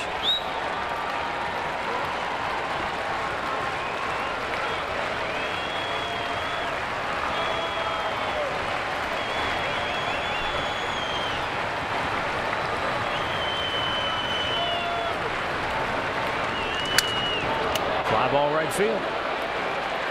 Melky Cabrera makes the catch, and Andrew Miller's first appearance since coming out the DL is a scoreless one. Stretch time in Cleveland.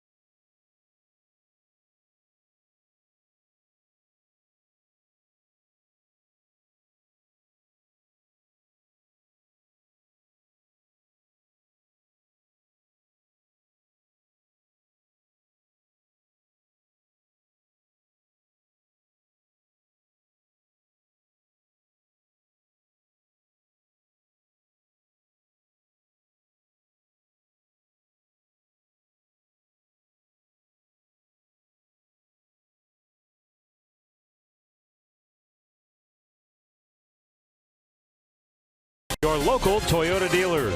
Visit buyatoyota.com. Toyota, let's go places. And by the injury lawyers at Elk & Elk. Proud partners of the Cleveland Indians. Call 1-800-ELK, Ohio. 3-3, bottom of the 7th inning. New pitcher for the Angels is right-hander Justin Anderson. Mr. Anderson worked one shutout inning Tuesday night. He is stranded 18 out of 20 inherited runners this season, but he'll start with a clean slate here in the bottom of the 7th. They'll have a couple of new defenders. Jeffrey Marte is now at third, and Jose Briseño takes over behind the plate. Top of the order for Cleveland: Lindor, Brantley, and Ramirez. Frankie walked and scored in the first, has flied out twice since then. Showing bunt, taking, it's low, ball one. Boy, that 98 is up there at 98 miles an hour.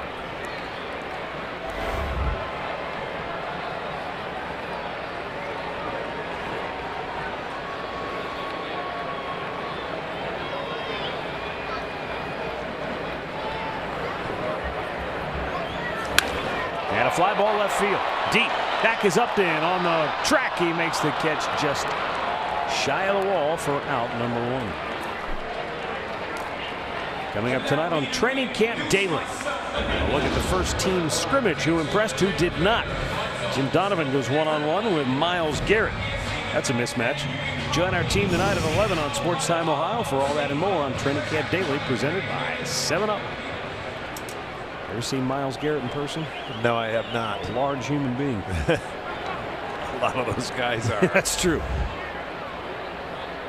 Michael Brantley is 1 out of 3. RBI double and scored in the first.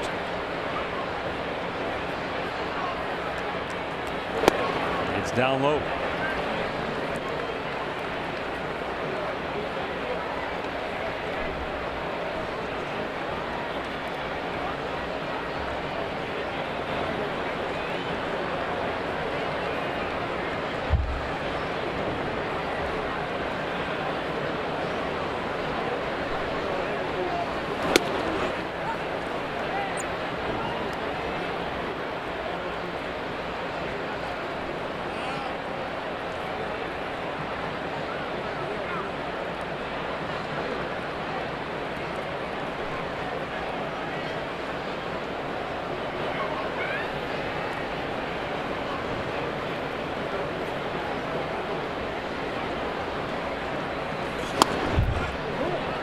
Boy, a little low with that blazing fastball.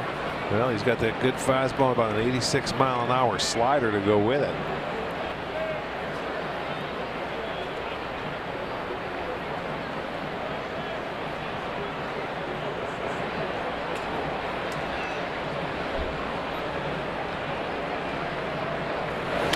Chase the breaking ball down and in, and it's 2-2. Justin Anderson, a product of the Houston area. Seem like there are quite a few good athletes that come out of Houston, whether they be basketball, football, baseball.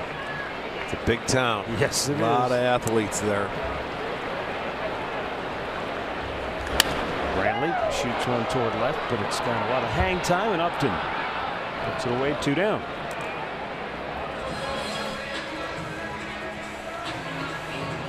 Kia drive to success. How about 2-out home runs? Those are always nice in the American League. He's hit 14 of them, Jose Ramirez has. Well, that's pretty impressive. 2-out home runs. He's up now with 2 outs in a tie game. First inning home runs, 11.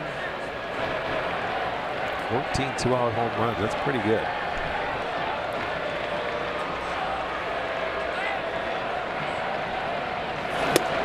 Oh, man.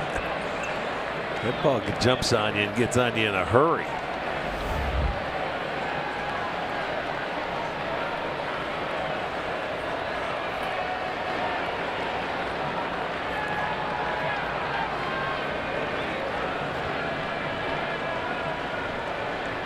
Now the 0-1. Missed outside. Anderson got the call up, and he was stunned to learn that he was getting called to the big leagues. He didn't think to ask, where am I going? He was going home. Houston. How about that? And his first game, he comes into a 2-0 lead. He holds the lead. Had about 50 friends and family and former teammates there. I think he was pumped.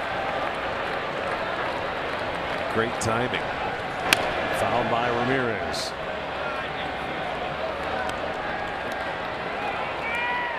Well, this guy has come on tonight, and he's giving the Angels their first 0-2, 1-2 count and back-to-back hitters.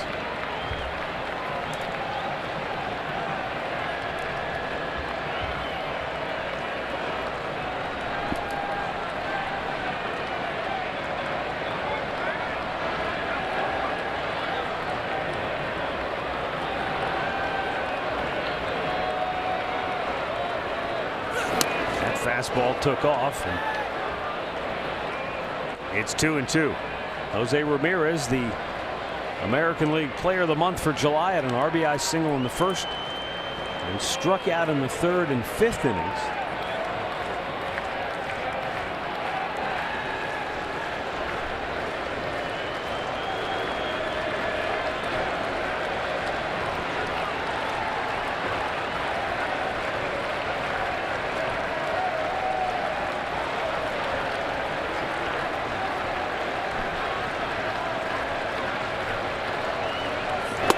Struck him out with a good 98-mile-an-hour fastball. So the Indians go 1-2-3, and we go to the 8th, tied at 3.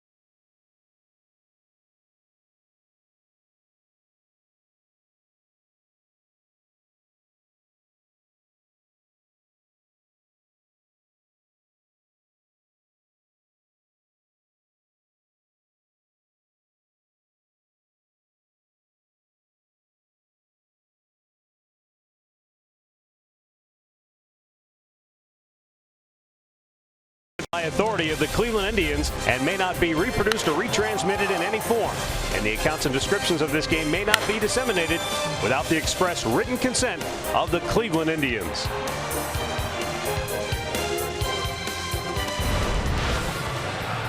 It's 3-3, 8th inning here at Progressive Field on a beautiful night. Miller Lite hold true moment. Andrew Miller's return to the Indians. He needed 16 pitches. Got a ground ball out. He did walk one. Got a strikeout and a fly ball out to pitch a scoreless 7th inning.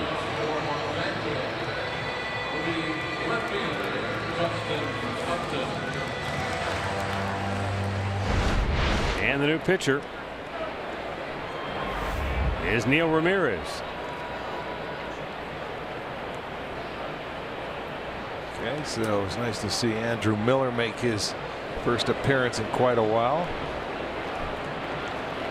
An inning, no hits, 1 walk, 1 strikeout. Turns it over to Neil Ramirez.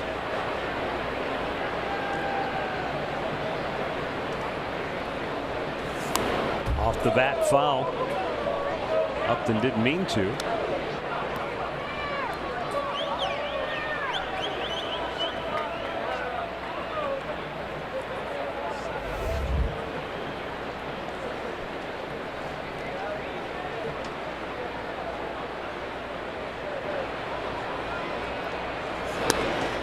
made. A sneaking suspicion this could be a one-hitter. Right, left, right inning for the Indians. Could be. You're right. He's got Oliver Perez and Simbera. Adam Simber up in the bullpen. So with Ohtani, the left-handed hitter, on deck, Pujols to follow. It could be 3 pitchers for 3 hitters.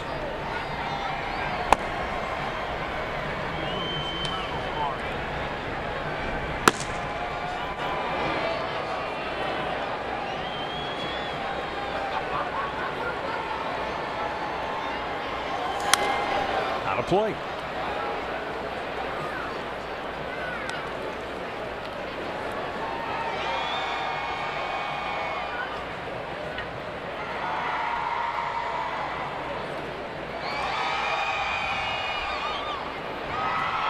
All the scoring done early in this game. Both teams scored 2 in the first. The Indians came back. Swung on and missed. Neil Ramirez strikes out Upton. That's 4 strikeouts for Justin Upton on the night. The old golden sombrero. Well, he comes right at him with a fastball, and they have had his number tonight. There you'll see it. Little tardy, gets it by him, gets the first out, and his night is over. Oliver Perez will come on to face Shohei Ohtani when we come back.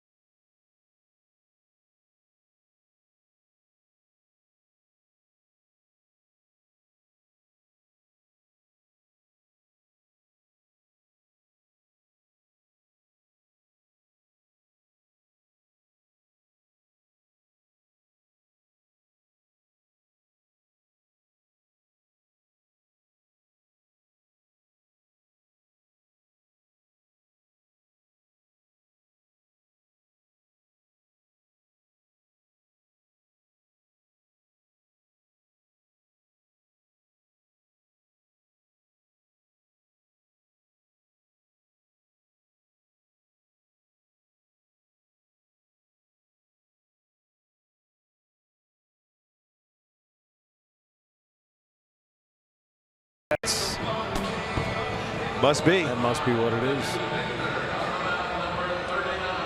Shohei Ohtani will be the batter. He's done this tonight. That was in the first inning. 2-run homer. Then in the third. Yeah, that was 102.6 on the exit velo. This one wasn't. That one was smoked. Got up to 110, and that ball carried very well. 4-4-3.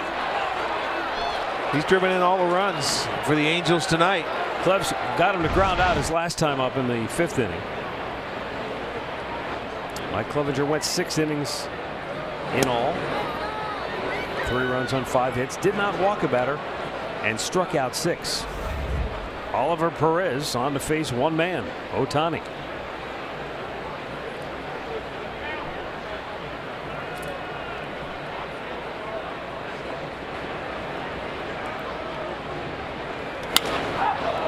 In the left, and Brantley can't get there, and Ohtani has a 1-out single, and that'll be it for Perez. So another timeout, as Adam Simber will come on now to face Albert Pujols, and we'll be right back, tied at 3 in the 8th.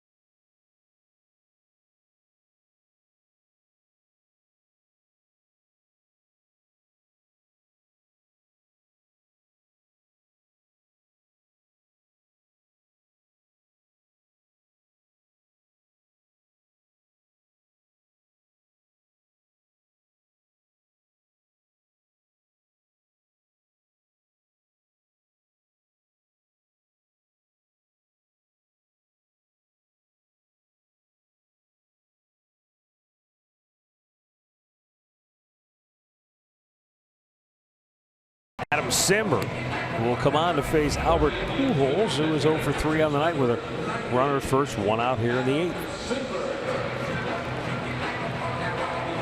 And Simber coming on. What you would like to see is a ground ball at one of your infielders, and he'd be able to turn a double play.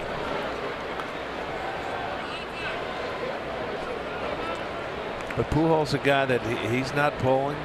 He'll take him the other way. We'll see if he takes the first pitch to see where he's throwing from to pick up that slot.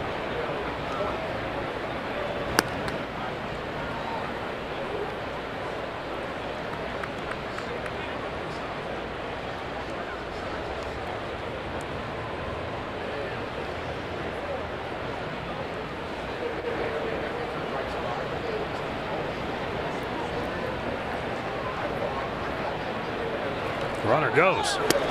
And Perez can't get the ball out of his glove. Steal for Ohtani, his 3rd on the year. Yeah, I was going to say he doesn't run much, but you know, with a side armor or a guy that throws down where he does, it takes him a while to get it going. So why not take the chance? And there's that ball never even came close to getting into his hand. 2nd stolen base of the night for the Angels.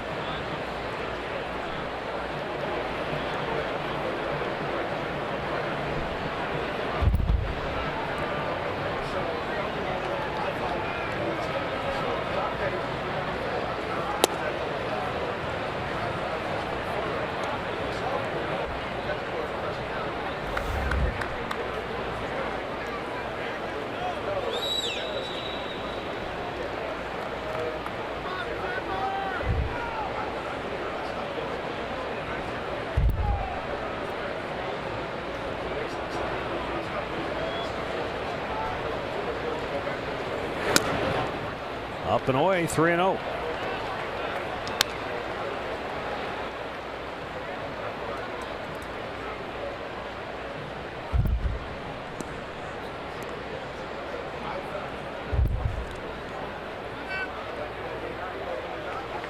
Now they're going to put him on. And so the Angels have 1st and 2nd with 1 out. Andrelton Simmons coming to the plate. That brings up the shortstop for Los Angeles, Andrelton Simmons. How about the Red Sox and Yankees tonight? Normally when those two get together, those are 4-hour games. Tonight they played 2 hours 15 minutes. Rick Porcello for Boston went 9 innings. 15? Gave up 1 run on 1 hit, struck out 9, didn't walk a batter. 86 pitch complete game. Wow. Gave up 1 solo homer. That was the only hit. Ground ball to short. Lindor to 2nd for 1. On to first. Not in time. The Indians get the 2nd out of the inning. Angels at the corners, 2 down.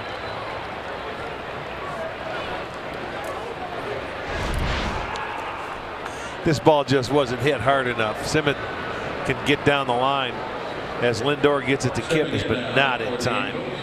Not going to turn that. And it's going to give David Fletcher an opportunity. He's 0 for 3 tonight. That might be the fastest Yankees-Red Sox game in recent memory, though. Yeah, they're playing what tomorrow at 3 o'clock or 4 o'clock, I believe he said. Well, the coverage it's begins a 4 at o'clock. 3. Yeah, it's 4 o'clock. And then tomorrow, this game will be on at 7 on FS1. They'll pick it up after the Yankees game, so they'll play a 4.5-hour game tomorrow. Yeah, I believe if that game goes long, if the Yankees game goes long, you can tune to STO, Sports Time Ohio. Right. And we'll have the game in its entirety. Okay. On Sports Time Ohio. Mark Gubazar, a good friend from the Angels telecast crew, will be providing the analysis for tomorrow night's game. And Aaron Goldsmith will bring you the play-by-play tomorrow night on FS1. But again, if the Yankees game goes long, you won't miss any of the Indians game. They'll start it here on Sports Time Ohio. The 0-1, and it's outside. Fletcher had a heck of an at-bat way back in the 1st inning. The Angels had scored 2 runs.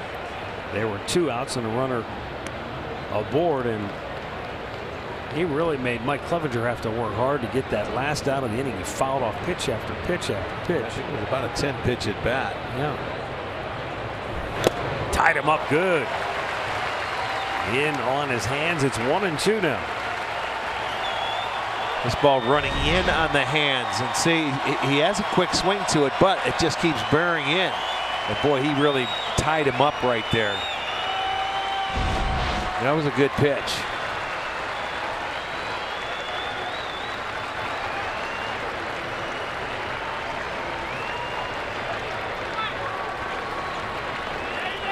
Runner at first goes, and a ball is fouled back.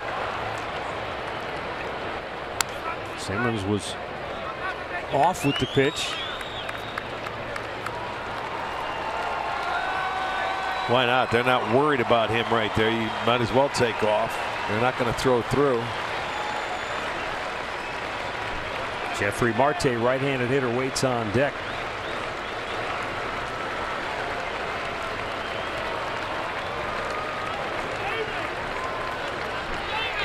And another foul ball. This young man does a nice job of staying alive, and he's fouled off a lot of pitches tonight with 2 strikes to live for one more pitch. You know, if you can do that as a hitter, it increases your chances of maybe, you know, that guy making a mistake once in a while. Now Simmer hasn't given him any swinging room don't to this give point. him. Don't let him breathe. He didn't like that.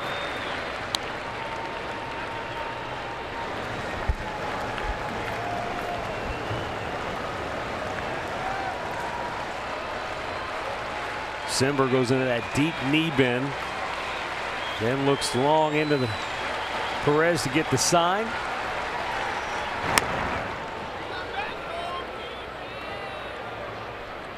So far tonight, Fletcher 6 2-strike foul balls.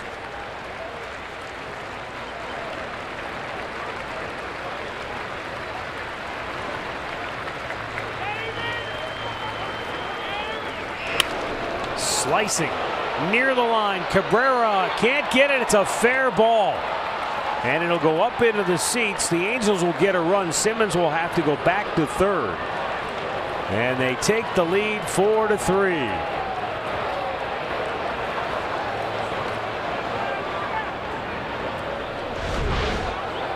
Well, this ball, it might have caught chalk, but he gave him a little swinging room there, and he sliced it down the line. This is a guy that's been battling and hitting, and there it is. Hits on that rubberized track and bounces into the seat. Ground rule double. It scores a run. They have runners at second and third, and they take a 4-3 lead. Another very good at bat for the young man. Ohtani scored.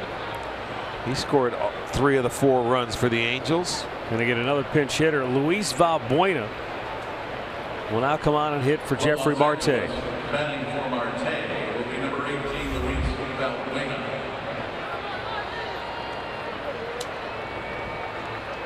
Well, the Angels break the tie, and the Indians will intentionally walk Valbuena. Has been intentionally walked.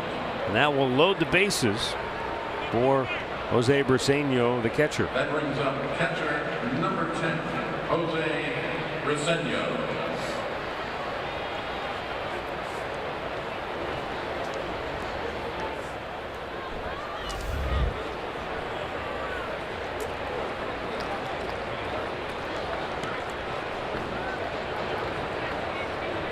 Briseño drew a walk his only time up in the 7th.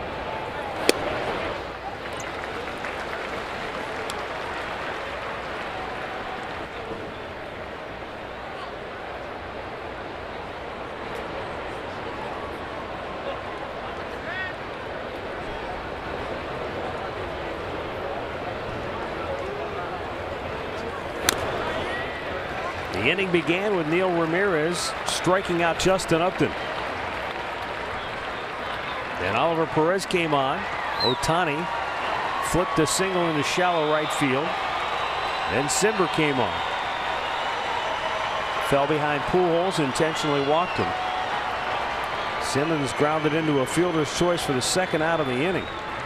But then Fletcher with a double right down the line in right field to give the Angels the lead. Now a slow chopper, going to be a tough play. Ramirez barehand grab, throw to first. Not in time, and the Angels lead is 5-3. Well, he was playing so deep, and that's what you have to do with 2 outs, bases loaded. That ball got inside on Brasino, and he was able to top it, roll over on it. Ramirez did everything in his power to get rid of it, but I think it pulled off Alonso at first base. He barehands it. That was his only play. The throw short hops him, and by the time he comes off, they beat it out. It's another run for the Angels. Carl Willis going to go out to talk with Simber.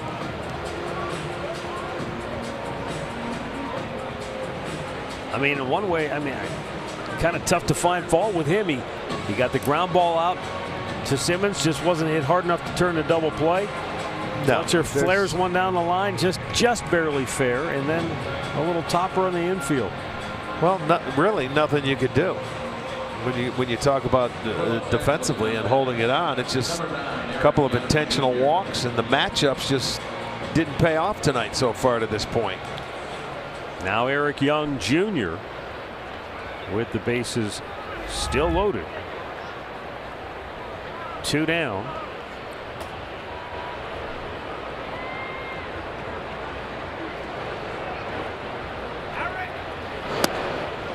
And it's outside, ball 1.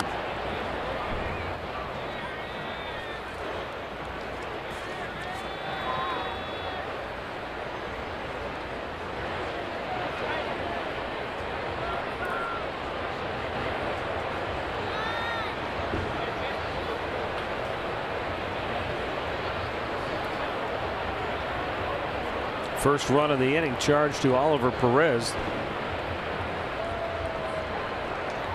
Second run belonged to Simber. First run he's allowed as a member of the Indians.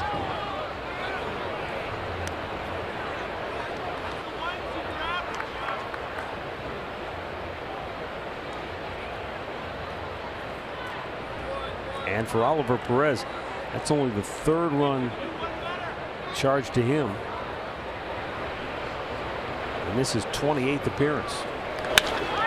This is trouble. That is gap, and this is going to hit off the wall. That's going to score 2. They'll hold Briseño at 3rd. It's a 4-run 8th for the Angels, as Eric Young almost took Simber out of the yard. He sure did. He juiced it into right center field. That ball stayed middle of the plate. And it was down, and he put a short swing on it, right center field. There was a gapper anyway. It comes right back.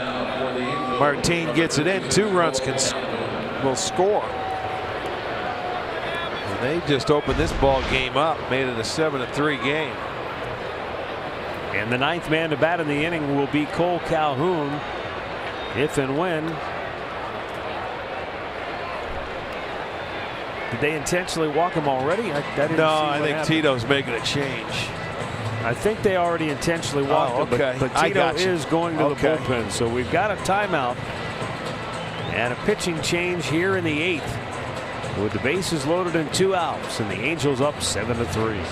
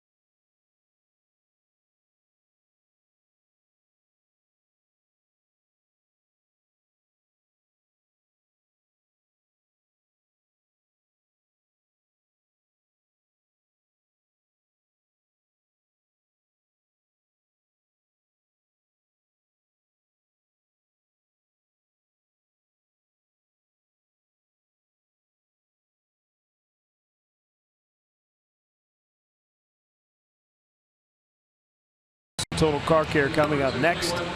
Alan Jensen will have the highlights. Might even have a shot on the fireworks show. Oh, they'll be here. That'll last. Rock and Blast. They last for about a half an hour. That's one of the ultimate shows going. Tonight, tomorrow night. Well, the Angels putting on a big show here in the 8th inning. Started innocently enough when this guy struck out to start the inning for the 4th time this evening. Justin Upton. 4 Ks, but now facing Dan Otero with the bases loaded and 2 down, and the Angels already with 4 runs in the inning. And leading it now 7-3. 1 pitch, and the inning is over. Bottom of the 8th coming up, 7-3 Angels.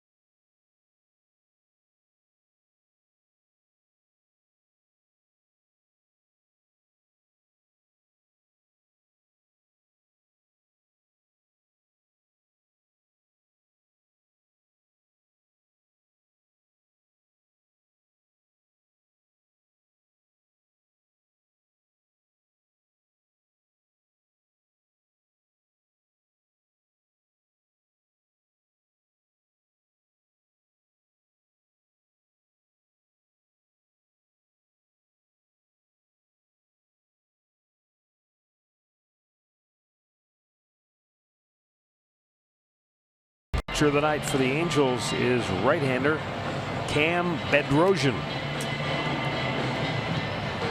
Justin Anderson worked a scoreless 7th after Jose Alvarez pitched a scoreless 6th. Bedrosian's 53rd appearance of the year. Luis Valbuena stays in the game at 3rd.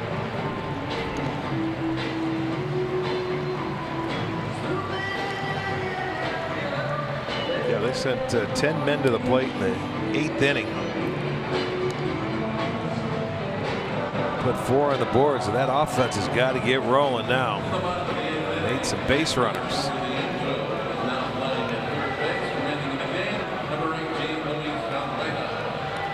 Bedrosian has worked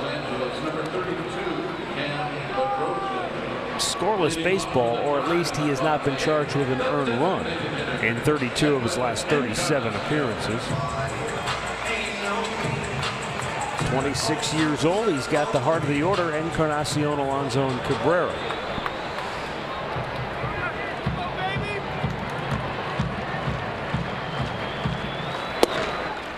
The Angels looking to stop that 10-game losing streak in this ballpark. They got a pretty good hold on it right now. The Indians down to 6 outs. The Indians have won the last 10 against the Angels. 12 out of 14.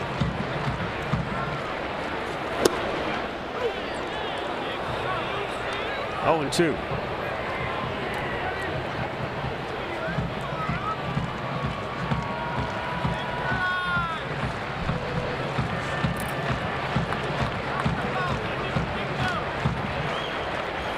Upstairs, he missed with a fastball. 1-2 the count. Edwin has hit in 5 straight games now with that single back in the 5th inning.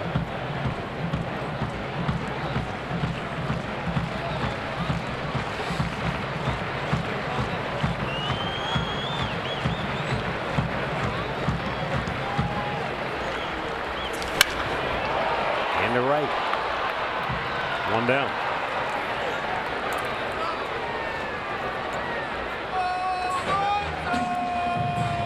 Batting down for the Indians, first baseman Alonso.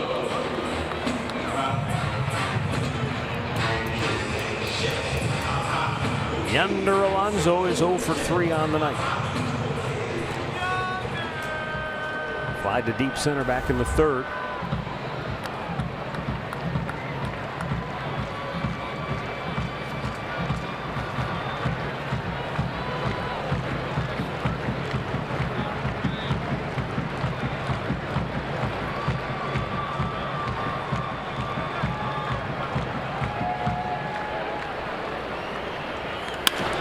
This is an Indians club that seems like in the last couple of years, last maybe 2 or 3 years,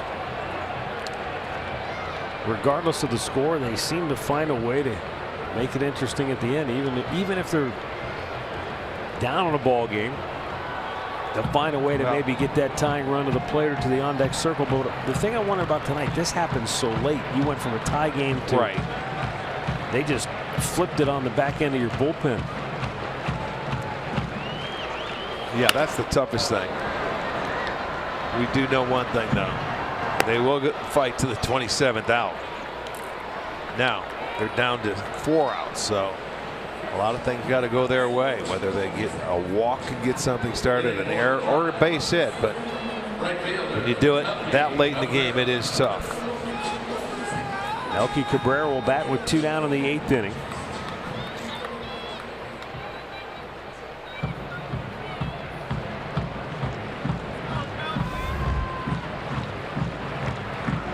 Sort of took a little bit of the wind out of the crowd, too. It was a good ball game for 7 innings.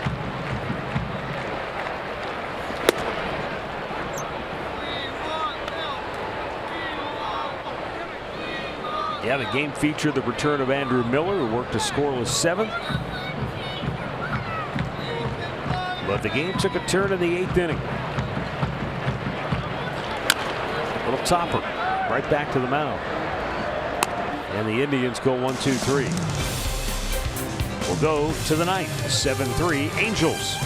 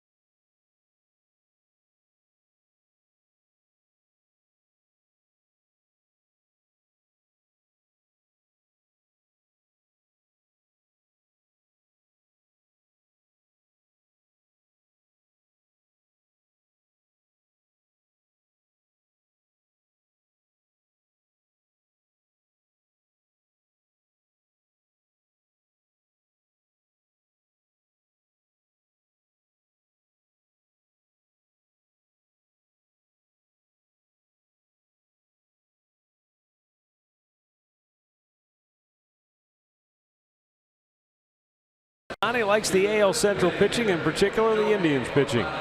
He continued that tonight. And the Indians feel like the bullpen, all the pieces are back in place. Miller was good. The 8th inning, though, got away from him. He likes Central Division pitching, this guy. Not only the Indians, the rest of the division.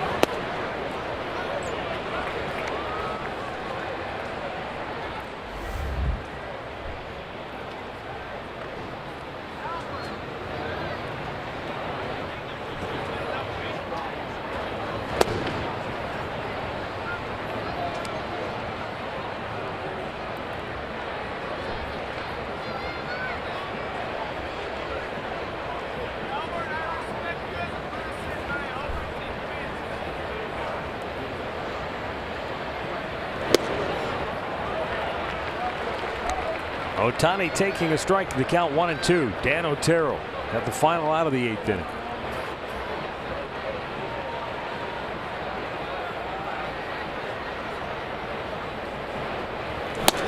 Fastball up and away.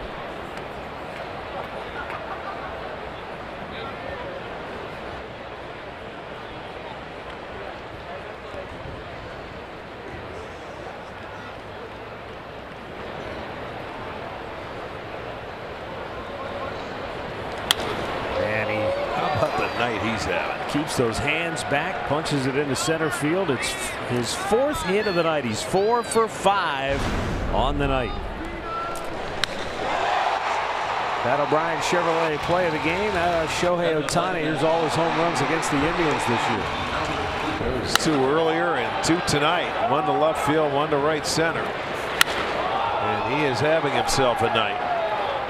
He is 4 for 5, as you said. He scored 3 runs, 3 RBIs. My goodness. Now Albert Pujols.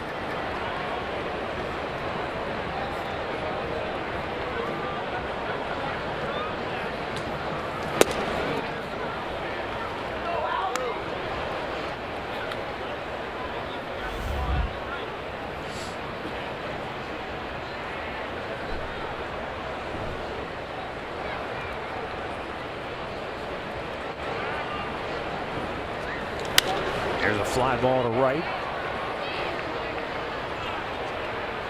And Melky Cabrera has that 1 away. To the plate now. It's going to bring up Andrelton Simmons, who is 1 for 4.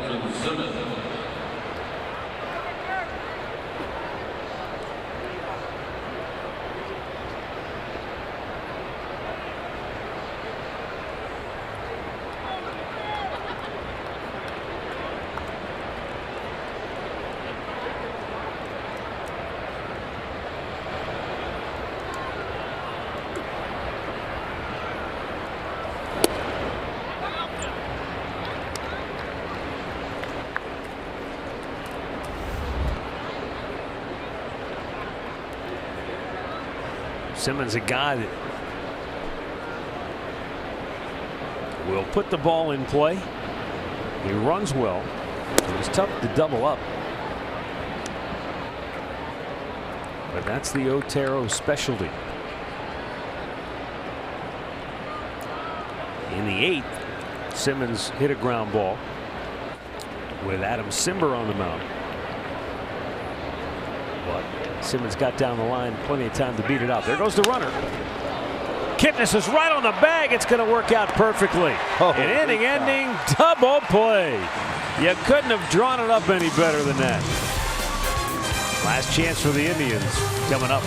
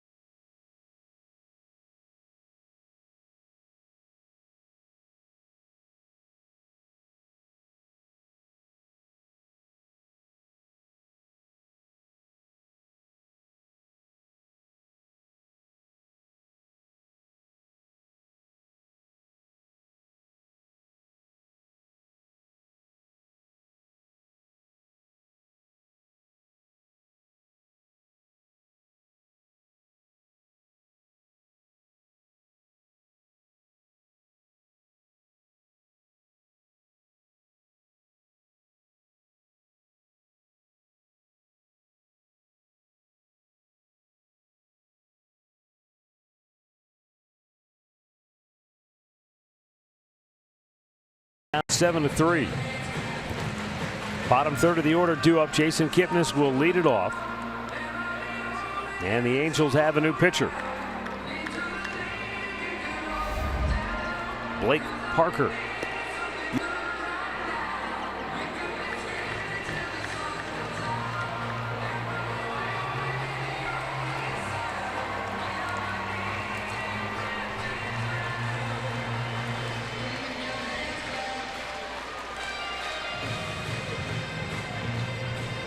Kipnis, then Roberto Perez and Leonis Martin here in the ninth.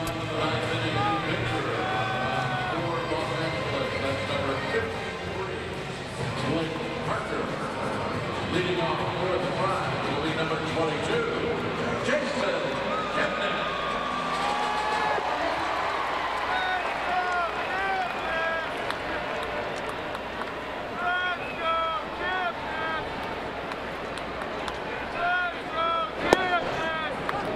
Breaking ball for a strike.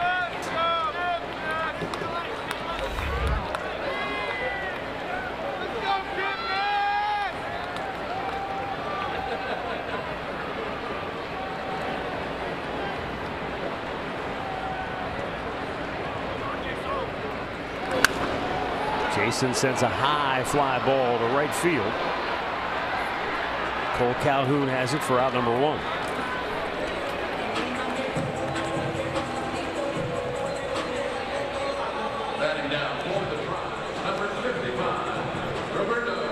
Blake Parker is one of those guys you can't help but root for. A native of Arkansas, he went to play for the Razorbacks in college. The Cubs made him a 16th round pick back in '06. He was a catcher, an outfielder, a first baseman, played a little third base. So the Cubs took a flyer on him in the 16th round. And after only 1 year of pro ball, they said, okay, you're a pitcher from now on. But it didn't happen quickly. You know, he hung around for a while with the Cubs. In fact, got some big league time with Chicago in 2012, 13, and 14, but they released him in 2015, and he never even got a sniff of the big leagues that year. Then he went to the Mariners. The Yankees claimed him off waivers from Seattle. The Angels claimed him off waivers from the Yankees. The Brewers then claimed him off waivers from the Angels. And the Angels claimed him back off waivers from the Brewers. Wow. That's a tough road. So after all that bouncing around, here he is with 10 saves under his belt. And he's got 2 down here in the ninth. Now, how many times have we talked about, and we've done it a number of times this year where guys have been position players, went to pitchers, and they come back, and it takes a while. But obviously, good enough athletes, persistent enough, you hang around, you never know what can happen. And the Indians down to their last out. I think that's the key. You hit on it, the persistence, having the courage to be able to see it through when maybe that wasn't the first plan. You know, hey, plan A what's didn't the game work. of baseball? Adjustments. Yeah. You make adjustments, and things can happen.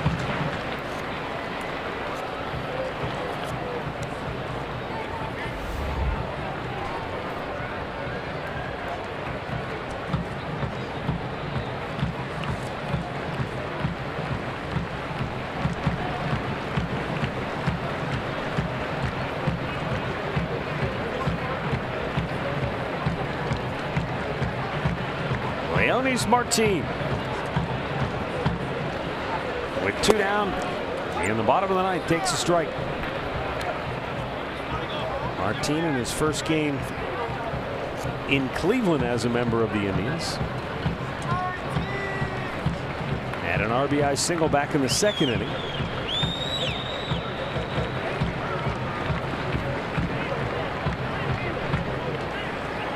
Now the 1-1 from Parker is in the dirt.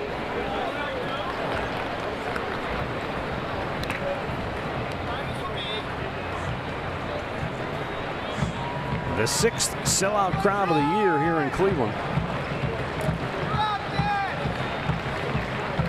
Silenced by a 4-run 8th. It sure did. It took everything out of this crowd.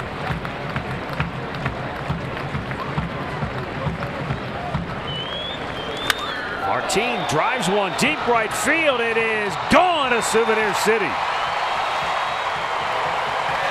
Martin's not ready to go home yet. His 10th home run of the season. Makes it a 3-run game now at 7-4. RBI number 31 for Martin. Well, I'll tell you what, he didn't give any. He pulled that ball down the line. Didn't know if it was going to stay fair, but it certainly did. Got a fastball inner part of the plate, turned on it, and put a nice swing on it.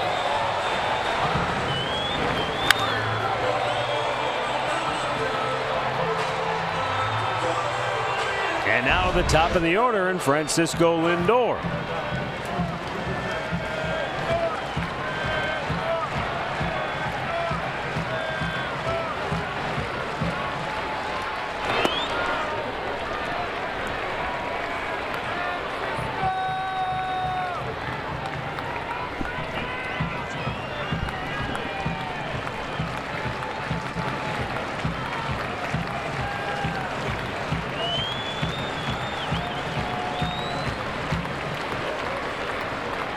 And the 1-0 in for a strike.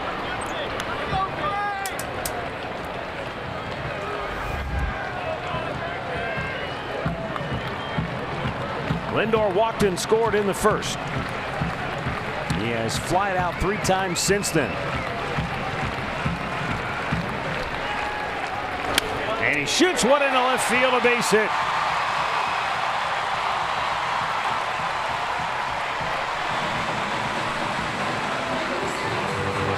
So Lindor has his first hit of the night. And Mike Scioscia is just about to begin to feel a little anxious. Well, what did you say in inning before this? They were down to their last out. Okay, they hit a home run, but the game is still going on. Back-to-back hits. They seem to always find a way, as we said. You get one more guy on base, you bring the tying run to the plate.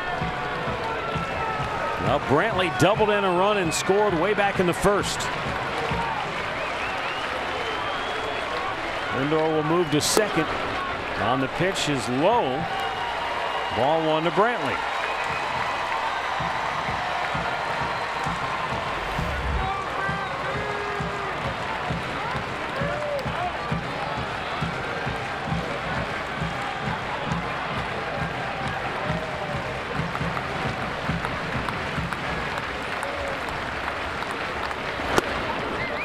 Outside 2-0.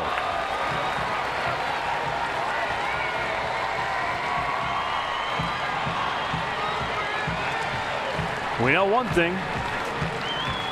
When Brantley gets into these kind of counts, you're going to have to throw a strike. Yeah, no question about it.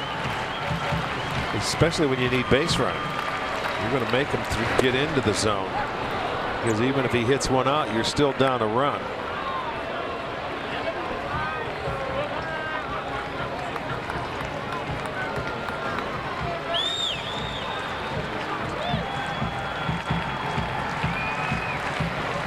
Outfield deep and around toward left. He pulls it on the ground to second. And the flip to first will end the game. So the Martin homer gets the Indians within 3, but they fall in the opener to the Angels by a final score of 7-4. Justin Anderson will be the winner for the Angels out of the bullpen. He's 3-2. The loss will go to Oliver Perez, even though he only faced one batter. And that's his first decision. He's 0-1 with the Tribe. Indians are now 59-49 on the year. Angels go to 55-56. Time of the game, 3 hours and 10 minutes. So as you said before, it was an entertaining game for 7. The old left right just didn't go the matchups in the 8th. They didn't work today, you know, and the bullpen ended up you know, there were some new guys. The one good thing I like, Miller's back. He went out and pitched an inning of shutout baseball. That's good to see. And the other guys came in. They just didn't do their jobs when called upon, and you end up giving up the big inning. The 4-run inning kills you. If you give up one, you don't mind it, but the big crooked number, that ended up getting you in the end. So the final score tonight, the Angels 7, the Indians 4. Remember, tomorrow's game can be seen on FS1. If the Yankees-Red Sox game is not concluded by 7 o'clock, you can see it on Sports Time Ohio. Time now for Indians Live with Al and Jensen. Guys? All right, Matt. Well, tonight I think just what they were talking about, Jensen, the bullpens, that was the difference. The Angels bullpen pretty good. The Indians not so great. But, boy, you look at Adam Simber's inning. There was one good hit, that gapper. The ones before that, there was one ball that was a hit. It went, what, 30 feet? Yeah, in the Shohei Ohtani show. I mean, 4 hits, a career high for him. Again, this is his first year in Major League Baseball, but boy, if he plays against the Indians for the majority of his games, he'd be a Hall of Famer the way he's swinging the bat against the Tribe. No kidding. Well, we've got plenty to talk about coming up next on Indians Live. It's brought to you by Conrad's Tire Express and Total Car Care. So make sure you stick around. Ohtani tonight, a couple of more home runs for this year against Cleveland. We'll talk more about this and the Indians' first loss to the Angels this weekend.